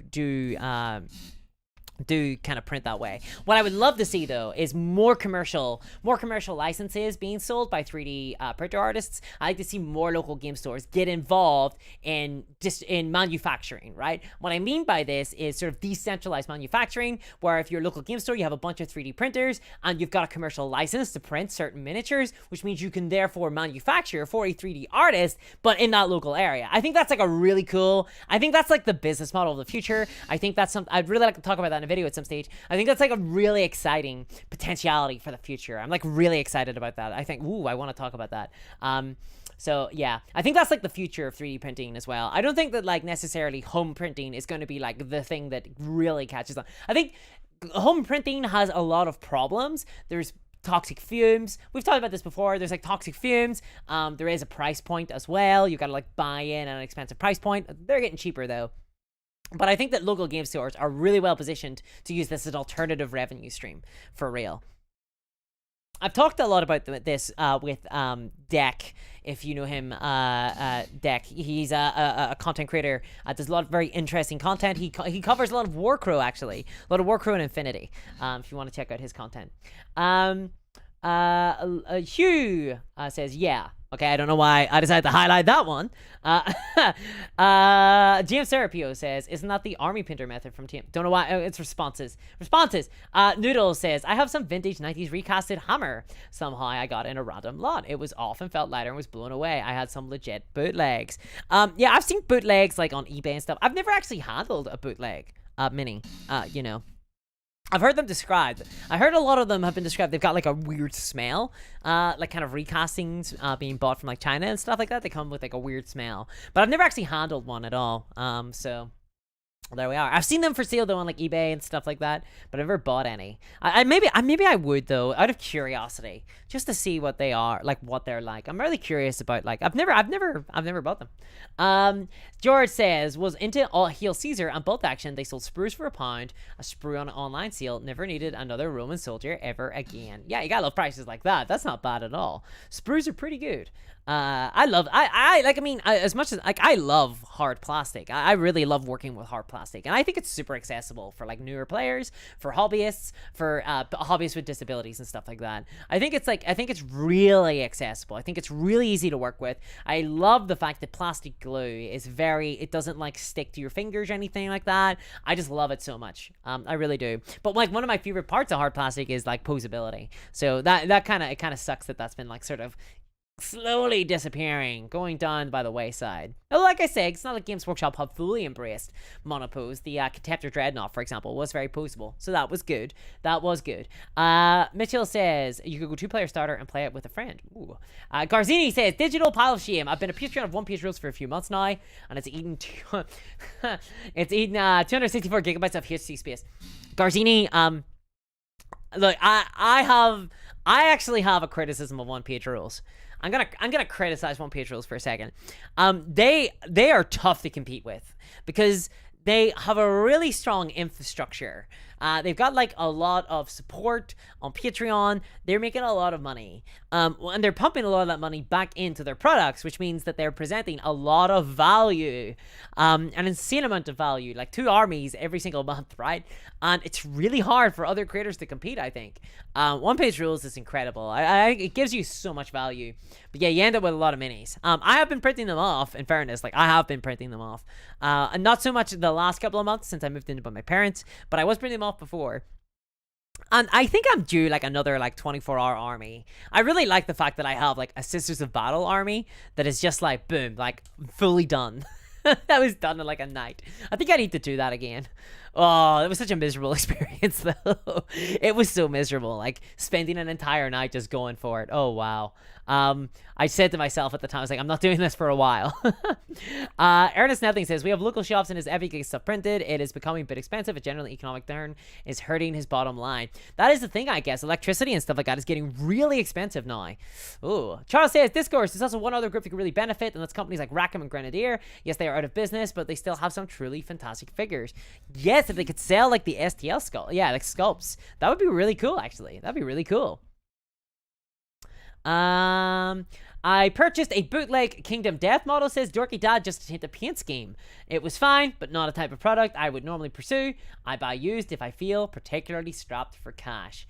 Yeah, right. Like, I mean, I get that, honestly. It's kind of like you're buying, like, for a proxy or something. It's kind of particularly weird. Kingdom Death is weird as well. They have really gone all in on the FOMO model, and I kind of feel like Recast are sort of a bit of an FU to that really, like, where you can only buy. Although I think I heard that Kingdom Death are now available to buy at all times, but they used to be, like, all in, like all in on the FOMO model where you could only buy them at like certain like Kickstarters and stuff like that. I hate that model so much. I really hate that model so much. I'm not a fan of that at all. If you're gonna sell something, just sell it, dude. Like, just sell it. Same with exclusive minis. I'm not a fan of exclusive minis. Even convention exclusives, I don't like them. I think that if you are going to do like, so there's like different tiers of like how much I dislike them. I dislike it if they're only available in the at the convention. Not a fan. Like, okay, if you really want to do something like that, like do like a greetings card or something, you can like get like a little coin or something stupid like that, right? Like, just do something like that, but do not sell miniatures exclusively at a convention. Like 0.2% of your entire miniature hobby community will be able to access, right? Don't do that. But if you have to do that for some reason, like the marketing guy has like put his thumb in your eye and said like, you're gonna do it, make it available to buy on your store at the same time as the actual convention, so that you can like buy it online no matter where you live, at least, right? You don't have to go to the convention just like during that period of time, I guess. But ultimately, the best thing to do is just sell a miniature, man. Just like sell your miniature. Just release it and sell it. That's what I say. Oh yeah, off-brand cola. I love it. Sort of. I mean, I'm not gonna lie. It is basically sugar water. But, yeah. You know, times are lean. Times are lean. Joseph says, I bought some dwarfs with guns that were printed online and they were green and not all the same size. It made me sad. Oh dear, that is very sad, actually. That is very sad. I don't know. Like, I'm not sure if 100% if I would trust other people to, like, print out minis for me unless I knew them personally, right? Like, if I didn't own a 3D printer and I was buying STLs and sending them to my friend to like print for me, I would, that would be okay. But like, I feel like if you're buying online, it's kind of a bit dangerous, right? Because like, there's a lot of stuff that can go wrong. I think once you get your settings in place, like, you're usually fine. But stuff can go wrong. You know, quality control might not always be there for sure. Because it's just like this random person like printing it out for you. You know, it's not like they're going to be obeying too many like rules on quality control.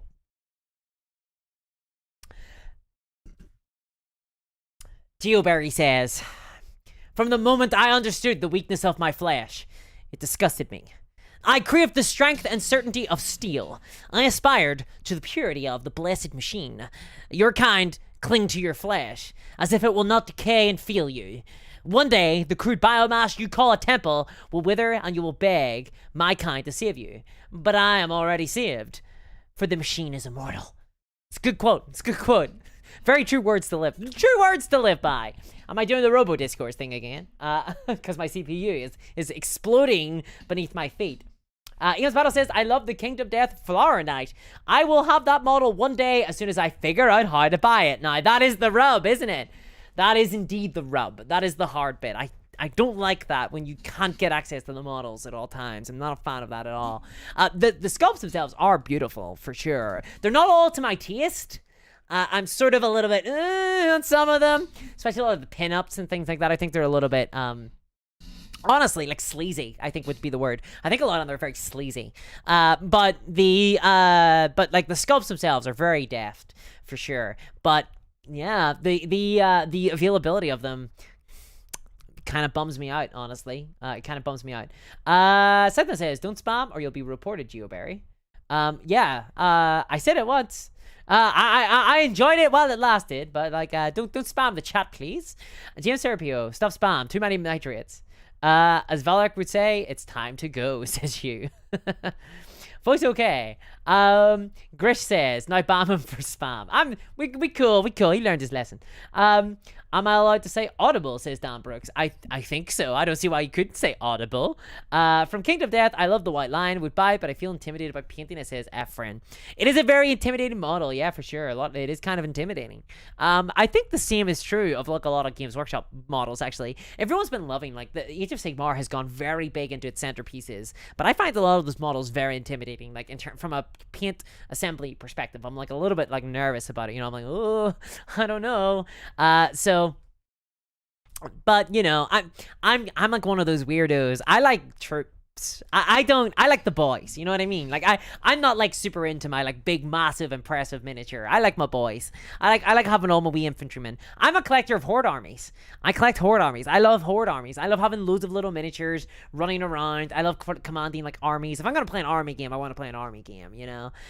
Which means that I've kind of fallen out of love with Age of Sigmar. I actually quite like Age of Sigmar, you know. I know I rag on the setting a lot, but I actually quite like Age of Sigmar. I quite like the setting, or well, the settings. The elements of it are okay. I'm like struggling to like try and place myself on this spectrum of how little I like the setting of Age of Sigmar. I like the I mentioned this earlier. Jesus, before I had that revelation that like Games Workshop are going to be using the seasons in order to change the settings for the different boxes of Warcry. But I actually really like the Warcry set. I like the idea that they're all that these different war bands are fighting each other in these pits, in these arenas, in order to curry favor with the Everchosen. I think that's really cool. I think that's an awesome theme. I'm a big fan of it. I actually really like that. I think that's really strong. I think it's a really cool idea. And I wish they'd stuck with it. Now they're like off gallivanting around and grrr for no reason. So I don't know. Because the Hashut guys want to turn all the Vars into a big factory, and the Robmeyer guys want to like just not. They want to like do swamp stuff. So there you go. I guess like, oh, all right, okay. Kind of lame. I kind of like the idea that we were like fighting for the, you know, like I mean, God, think about it. Like, did Warcry? Because I've never played a game of Warcry. Did Warcry actually go in, like, indulge in its like this idea that you're in an arena, right? Because that could have been really cool. You know, if you got more points for killing people in an imaginative way. Ooh, is there a war game like this? This like would be a really cool war game. Where you're like fighting in an arena, you're trying to like impress the crowd. And so if you like kill people in like more imaginative ways, like if there's things on the map that you can interact with, like big boulders and stuff. So if you like shove someone under it and then pull the string and a boulder lands on them and everyone's like, yeah! Does that exist? Does this game exist? This is a really cool idea. I think that could be a really fun, am I wrong? Does anyone else think this could be like a really fun mini war game? There are Warcry arena rules, says Grish. Okay. Is there anything like this where like there's like pits and stuff? You kick people into a huge pit and you're like, yeah! Yeah, and you get more points than if you would have just stabbed them to death. You know, who cares about stabbing them to death? Like, who cares, right? You gotta kill them in imaginative ways. Maybe there's characters who aren't as good at fighting, but kill people in more sophisticated... There's like a character with a fan. And if you can kill somebody with your fan, then you get more points. Am I wrong? Does this not sound like really cool? Arena Rex, says Larpit. Arena Rex. Okay, we're Googling this. Oh, baby. Let's see. Arena Rex mini war game. I'm putting this on a list. Oh, I've got really excited about this idea. So, Arena Rex, it says, gladiator combat in a mythic age. Okay, let's have a little look here. Ooh, oh, wow. Okay, well, we're demonetized now. Thanks a lot. Gladiator combat and Mystic Age says. So this is like Rome. I guess you're like, ooh, the miniatures don't look too bad. Ooh, ho, ho. What is the size of these minis? Because this is a very $45. Ooh, okay. We're talking price. This is very pricey. The mini looks okay though. It doesn't look too bad. I'm guessing this is resin, is it? Resin miniature alongside 230 millimeters. Okay. Right, but it's this. So this is the thing, right? Like the reason why I think this sounds really cool is if you like can get points for killing people and really. I think that's like a really neat idea. Are you not entertained? Says Rob. Exactly, right? Exactly. Efren says you can kick people in the stuff but score nothing special. See, I kind of love the idea that your goal is to kill people in these like incredibly imaginative ways. I think that just sounds like a really fun game. Honestly. We need to do like a game jam. Is what we need to do. I saw the other day, people on my Discord were like talking about so I posed this question, right? And I have not found a satisfactory answer. Okay? Why is there no urban horror miniature war game? Right? And I mean that like in a modern day sense. You're like World of Darkness, where there's like vampires and like werewolves, and there's the Illuminati, and there's like Task Force Valkyrie, and they're all fighting each other, and there's like mages and stuff, and it's like urban. It's like city streets, and there's people in suits with guns, and there's people like run with like, blah, I'm a vampire. Right? I was like, why doesn't this exist? And this kind of started like an impromptu little, I saw on the Discord. Unfortunately, I was away. I wasn't at I didn't have access to Discord when it happened. People were talking about it. It sounded kind of neat. But we should do this. We should like game jam at some stage. I think that would be really cool. Eon Zapato says Arena Rex models are gorgeous and small. I have the Scorpion Rider. Very nice. They did look very nice. They reminded me of the sculpting style of Night models, where the details are very good. I'll have to check them out after the stream. Almost $20 for a 30mm. I agree, Andre. I think it's very expensive. I think it's incredibly expensive. Not for me at this price as Major's fan. It's kind of like one of those things, right? Mini wargaming can be kind of awkward like that, where if the game has, if you can build an entire faction, if you can build everything you need for $30 and it's 3 minis, that's like a terrible price per mini, but for the game, it's not too bad. And this is like it's like, it becomes really hard to sort of think about like what is worth it, what isn't, what is value and what isn't value at that stage. You know what I mean? And one of the things I always think about is I don't want to punish companies. Like I don't want to. Right, I understand that mini manufacturing can be expensive for smaller companies, right? Like we're talking like indies, like Arena Rex. Like how many minis do they sell, right? Like how many people are buying into Arena Rex every day, right? They need to, like they kind of require a higher markup because they're a much more niche product, much more niche, right? This is what if this is what Games Workshop wanted, they should have gone this way. They should have gone and sold like 3 minis a day, but if that. So sometimes I think about that in the context of the game, but I'll have a look into the game. It sounds interesting. I sort of want to be able to kill people and get rewarded for doing so in incredibly imaginative ways. But I guess that makes terrain very important. But I mean, like, it wouldn't be the first time, right? I mean, Games Workshops seems to be building an entire kill team around the idea that terrain will be very important. Nice and modular, so you can buy it every step of the way and feel compelled to do so. Joseph says GW used to make Nurgle less cartoon and more horror, to be fair. I don't like Nurgle. I don't like all this focus on Nurgle. Nurgle is super gross. Nurgle is not for me at all. I don't like gross stuff. Nurgle is really gross. Nope. Not for me. I don't like Nurgle. I hate the fact, like, I don't know, I feel like back in the day, Nurgle wasn't really that big a thing. Nurgle was, like, kind of like one of the Chaos Gods, but everybody was always talking about Khorne. Khorne was, like, the default god, but these days it feels like Nurgle almost is, like, the default Chaos God. Tzeentch and Khorne and Slaanesh have kind of been left to the side. More so Tzeentch. You don't really see much Tzeentch stuff anymore, to be honest. Luciano's, let's see. Luciano says an urban skirmish game with proxied miniatures. Okay. Nuraglorani, Kajamak posting, or Kajamak posting says, hi Discourse. In the video about the Warhammer Plus survey, you mentioned Warlord Games, but I don't remember any video about, for example, Bolt Action. Have you played any of their games? I have played I've played 3rd edition Warhammer, so I have kind of played a lot of Bolt Action. I have played a game called, it's actually not one of their games. Well, it kind of is cousin, right? So I played Warlords of Erowyn. Warlords of Erowyn is a Rick Priestley game. It's basically a game, that you can basically like use like a lot of generic minis in. There's also a game called Mythic Americas, which is from Mythico Studio, but they have used the rules of Warlords of Erewhon. I played a little bit of that. I quite like that. I quite like that game. There's problems with that game. There's stuff I really like about that game. I'd like to talk about it at some stage, but if I do a video on Mythic Americas, like 3 people will click it, and like one of them will be me. So I'll be like, ooh, Mythic Americas content. Whoa, I wonder who did this. Yeah, I actually, so I haven't played Bolt Action. I have put together Bolt Action miniatures, and I really want to play Bolt Action, and I really like the gameplay conceit of Bolt Action with the dice bag and stuff, and I think it kind of represents a very interesting design. It's like the Priestley design these days, very, very bespoke to him.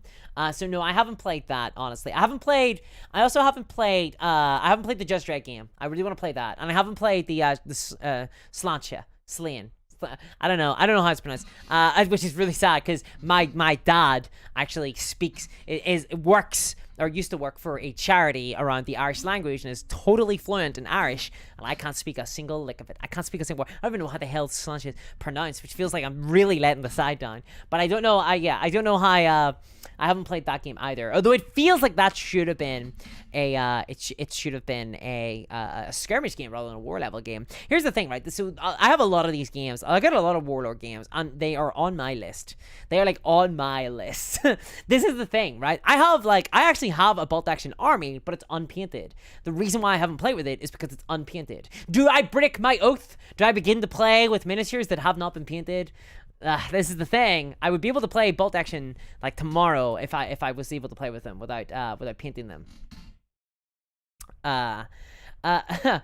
Joshua says, I changed my Nurgle to spiders and bugs since acidic blight and plagues just match so much better. That and not a big demon. Ian's a Battle says, GW seems to have created something magical with the new Nurgle designs, as every day I see the best painters in the world painting Nurgle models. Okay, so I take your point.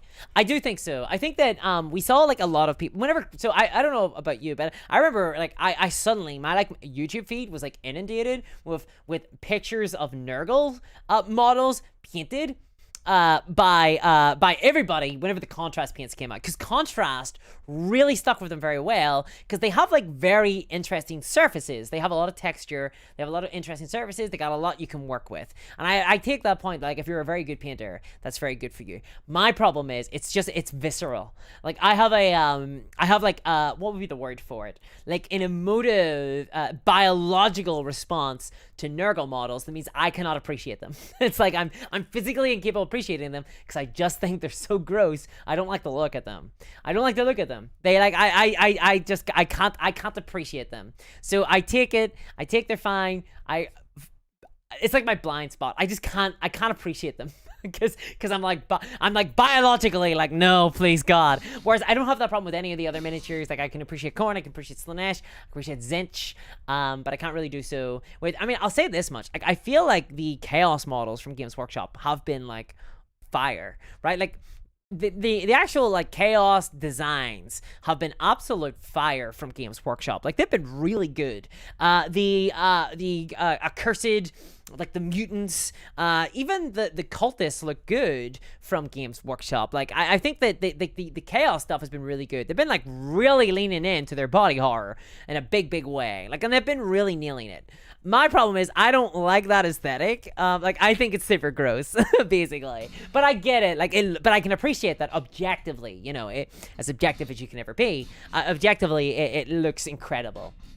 They look really good. Like they're very dynamic. They look really good. They have they've got really interesting stuff going on. They're perfect for the chaos of this world, but for me, I can't handle it. It's too much for me. Just horses for courses, you know. Waffles Jar says, I almost never watch Nurgle painting videos because it's so gross. Me too, Waffles. It like turns me right off. I'm like, nope. Elise says, I remember reading all the stories in 2000 AD. I was actually tempted to subscribe to 2000 AD again recently, but I ended up not doing so. I actually kind of forgot about it, so maybe I will do so. Maybe I will do so soon. Mitchell says, Modern Fantasy Skirmish, a Shadowrun minis game. Sounds awesome. Well, whenever Modern Fantasy Skirmish,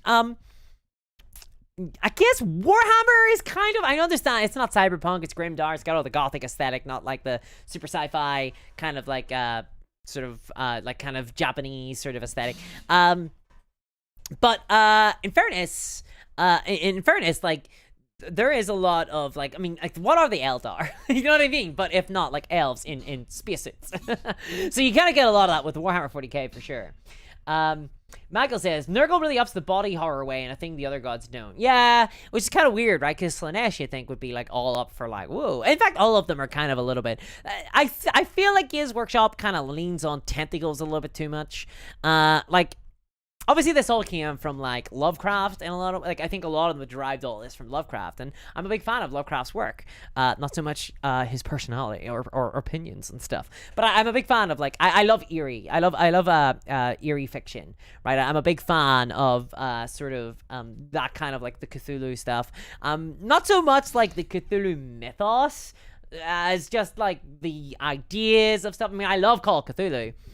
But I'm not like into like the my arm has been turned into a tentacle. Isn't that like the worst thing you can imagine? It's like, no, actually I can imagine much worse things. And this has always been part of the lore.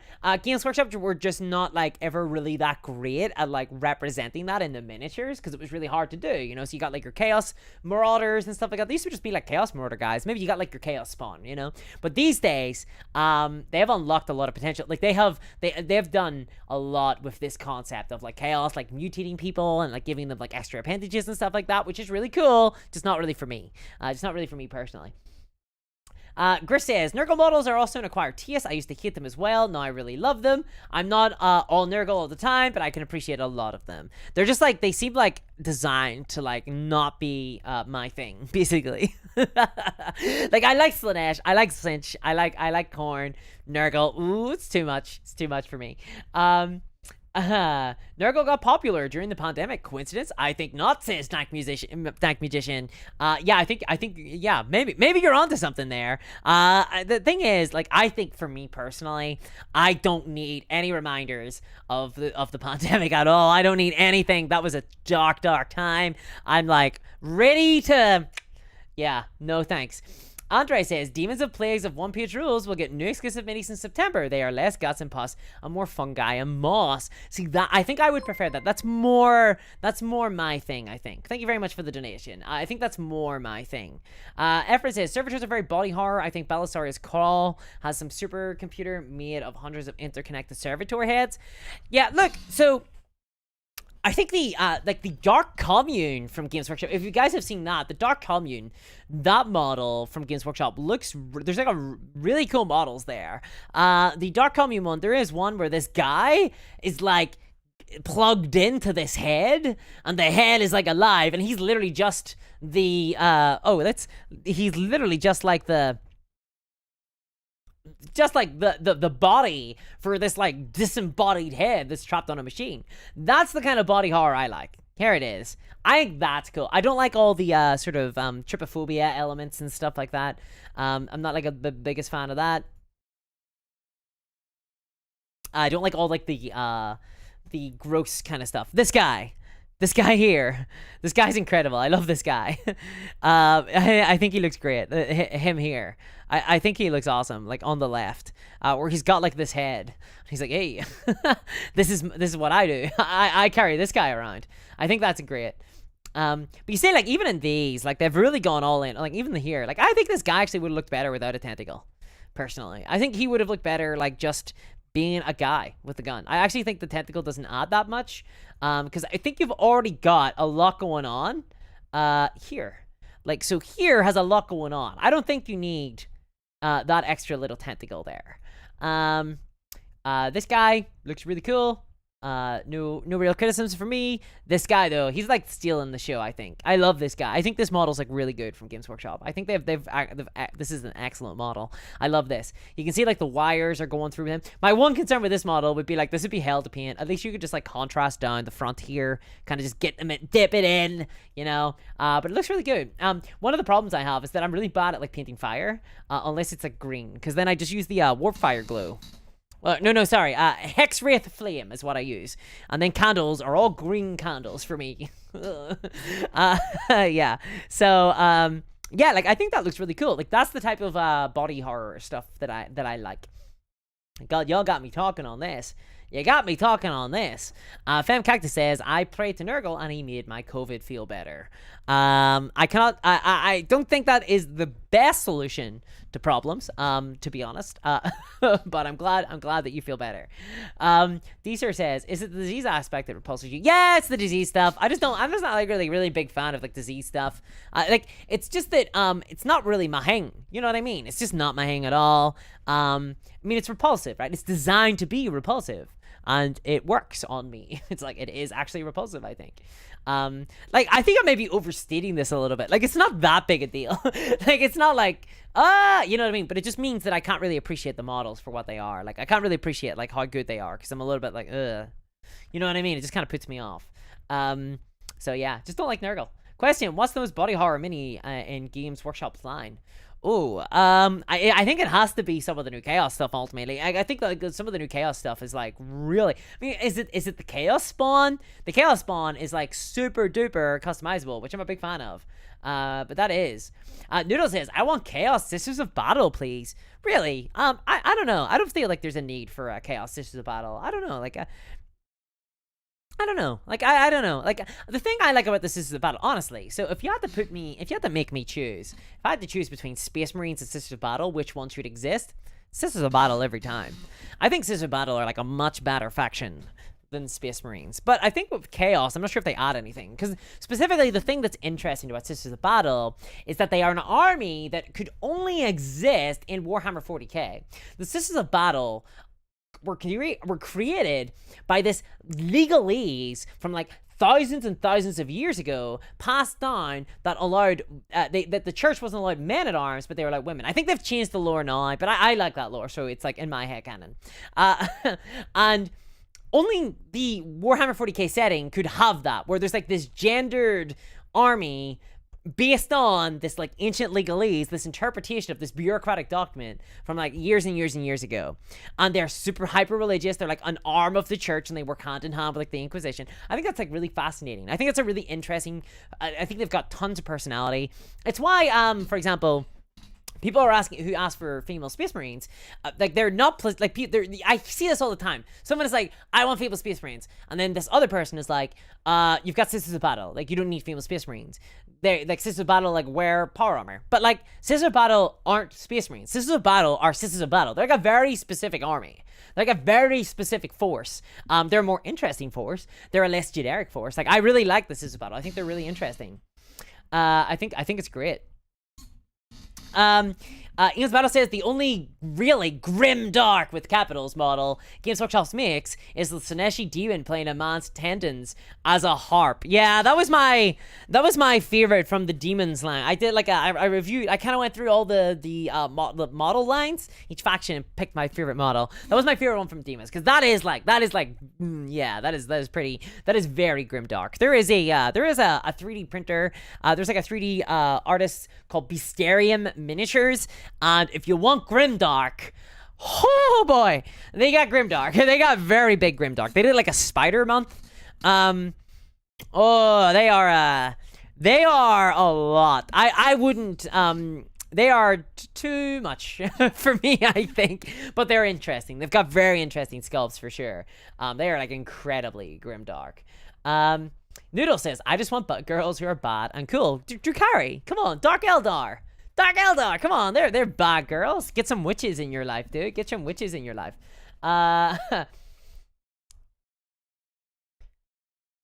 Sturat says, aren't loopholes the basis of modern legal systems? Well, I mean, loopholes I think are very misunderstood in contemporary society. It's just something that has not been legislated for, you know. They're very rare actually, where you can like misinterpret a word on purpose in order to make it something that was not intended by the original. This is like a very much a quirk of the Imperium, like for sure. Like it's a very poor legal system that's not able to go, nah, come on, whenever we said men at arms, what was clearly intended was for like all soldiers. You can't just make it women, you know what I mean? Like any judge worth his salt. But because the thing is, with the Imperium, it suits the Inquisition to have this force to call upon. It suits the Church. Who's gonna go against the Church in this matter?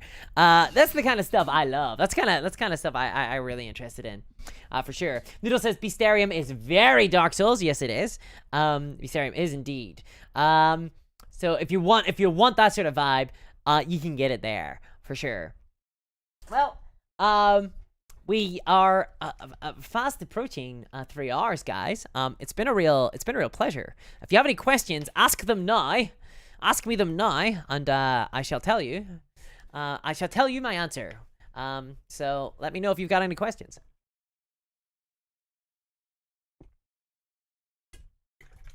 Bill Cunningham says, you need to look at the War of Oz. Dude, okay, so here's like a little deal, right? Oz is like a really interesting setting. I don't know if you're talking about the Wizard of Oz setting, but did you know that Oz is like got this like complete setting that's fascinating? It is this like weird bespoke kind of like weird fantasy that's got all these like horror elements involved in it, like weird. I don't know if anybody here watched like the sequel to The Wizard of Oz, but you ever see remember the Rollers? Was that who they were? Wizard of Oz, the Rollers, was that what they were called? They were like, they used to have, they were like on all four.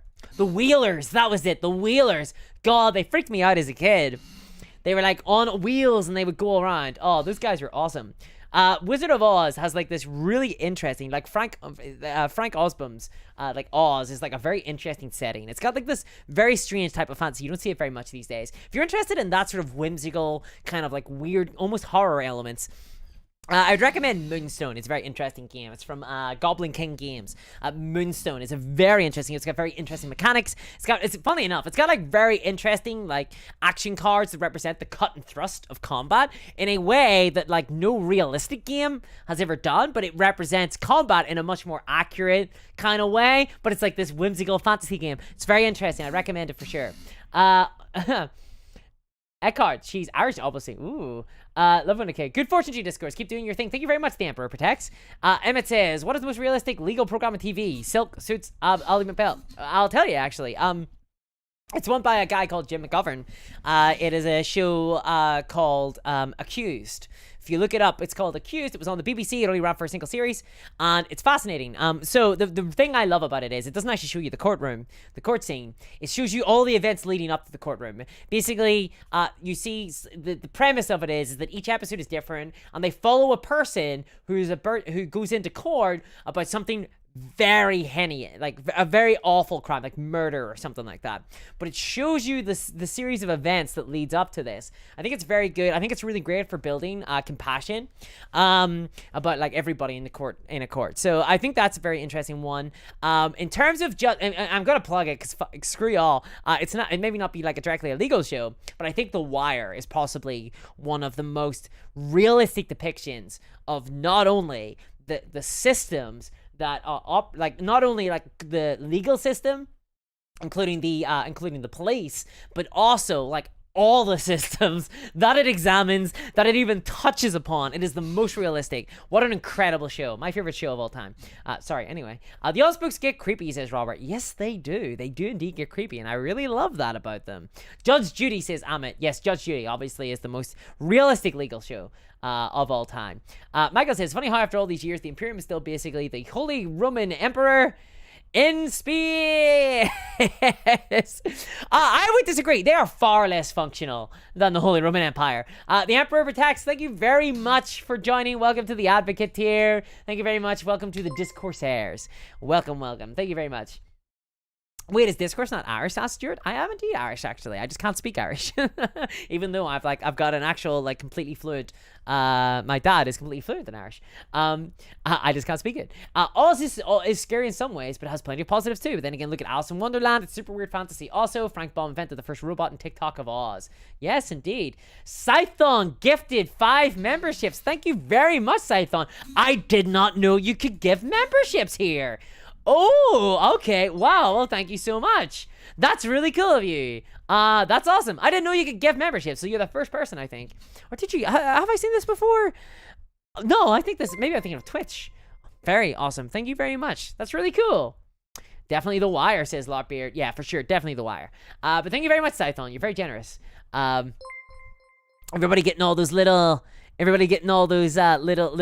badges. Welcome to the Discourse Airs, everybody. Thanks very much. Little hearts going out there. Thank you, Andre. We are getting the hype train going, guys. We are getting the hype train going, guys. So yeah, look, I'm on Twitch. I'm streaming on Twitch these days. I stream like twice or so a week, but it kind of varies. So follow me. Click follow on Twitch so you know when I'm going live. It's twitch.tv/discoursegames. Find me there. Thanks everybody for joining me. I had a lot of fun. Dingo, Dundee, welcome to the Advocate here as well. Thank you very much. You guys are keeping me on. You guys, you're keeping me on the stream by all means. You know, I saw there was a streamer doing like a sort of like they had like a limited time. And basically like each time they got a donation they would like add time to the clock, and when the clock ran out they would like turn off, and I think they lasted for a really long time, and I'm like, damn, would I want to put myself through that? that seems like a very hard thing. So there's these people who like do streams and they go like, I'm gonna 24-hour stream, and I'm like, my god, that is madness. Because I feel like we talk about it a lot, you know what I mean? Like I think we get a lot of talking done.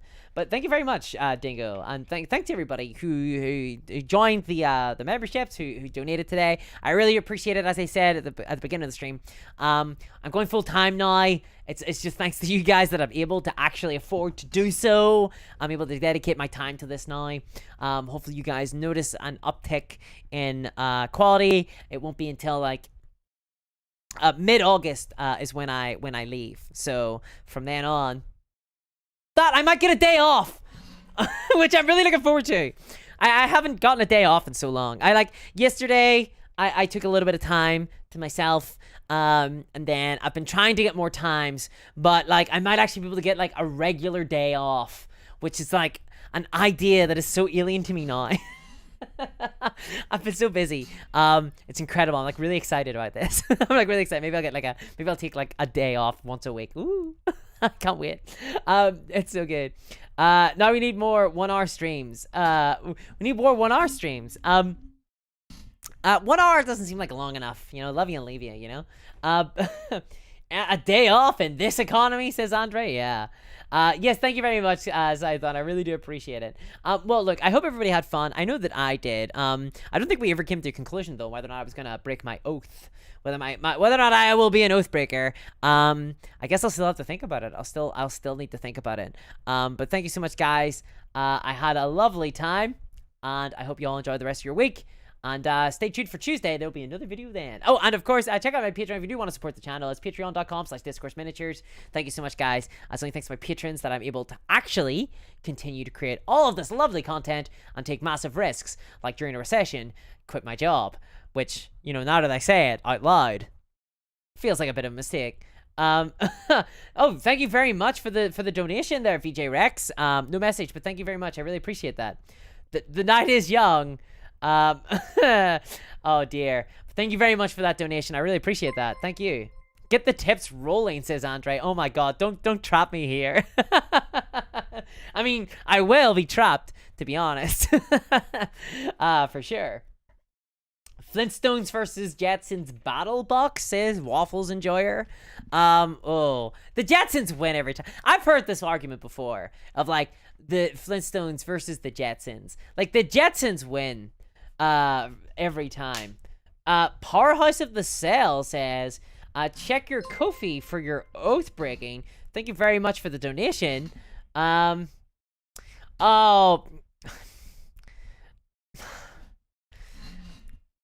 you very much, Powerhouse of the Cell.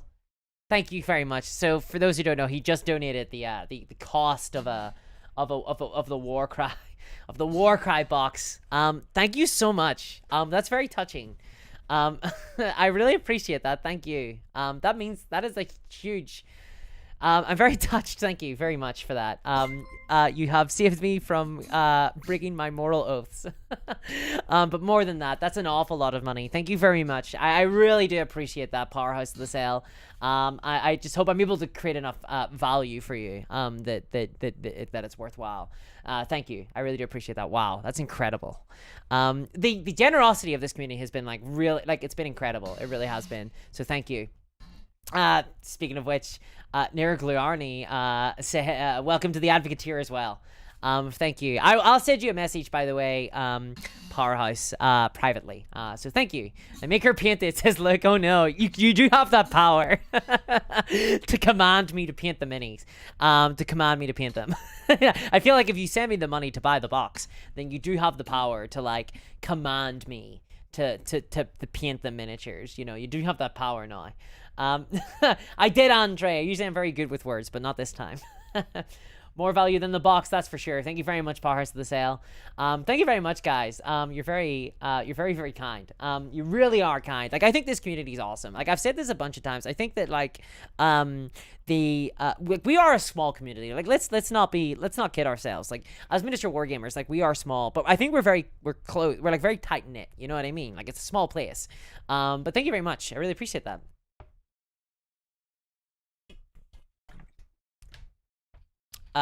Speaking of which, Louis BB says, how about the Flintstones versus the dinosaurs?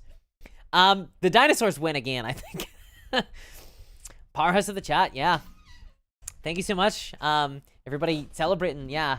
Well, I guess I'm buying in now. I guess I'm getting to try the new edition of Gur, and I will report back on what my thoughts are on it, because I'm very curious to actually play Warcry and see, like, is it good? Like, people say that it's the best skirmish game from Games Workshop. I wanna see. I wanna try it. I wanna know if it is, and I want to see if they get up to some bullshit. And I want to be able to, I want to actually, like, keep an eye on it, right? Like, so, thanks very much. I missed the stream. Did Discourse succumb to FOMO and buy Gur, says Decoy. At the very end, sort of. It's like, it's one of those stories. It's one of those stories. Is that wine or Coke, says Mike Holohan. It is discount cola. Is my drink of choice these days. Discount cola. We're tightening our belt. Is how we like to say. Because I need a drink and I need, like, energy as well. So, like, I feel like cola is, like, the way to go. Yuki Bear versus Top Cat. But the Top Cat guy. Yuki has the stats, but Top Cat Gang has the numbers. I always support the Horde. Always the Horde, so it's got to be the Top Cat Gang. Plus, look at the style on Top Cat. Come on. Look at the style on that guy. It's too much. Well, thanks so much, guys. I really appreciate all your support. Discount Cola Zero better. Thanks so much, and I'll be popping off then. I hope you all have a lovely week. I hope that you enjoy some of the content that comes out throughout the next week. Look to Tuesday. You will see me on the horizon. Look to the dawn. And I hope you all guys enjoy it. Thanks so much, and I shall see you all next time. Bye-bye. No, don't trap me. Andre's like, Trapper, no, don't trap me. Thanks, everybody. I'll see you all. Bye, everybody. Bye-bye. Why not cream soda? Okay, so I do owe you an explanation for that. The reason why no cream soda is because I went to the store, to the co-op, that doesn't sell cream soda, unfortunately. They only sell co-op discount brands as their discount stuff. So I wasn't able to buy any cream soda. But if I saw a cream soda, it would have been an absolute cream soda. Thank you very much for the donation, Robert. Thank you very much. You're trapping me now. Thank you very much for the donation. Bye-bye, everybody. I'll catch you all next time. Premium minis. Yeah, discount cola, premium minis. Thank you very much, Robert. I really appreciate that. It was a worthy attempt, for sure. Bye, everybody. Bye-bye.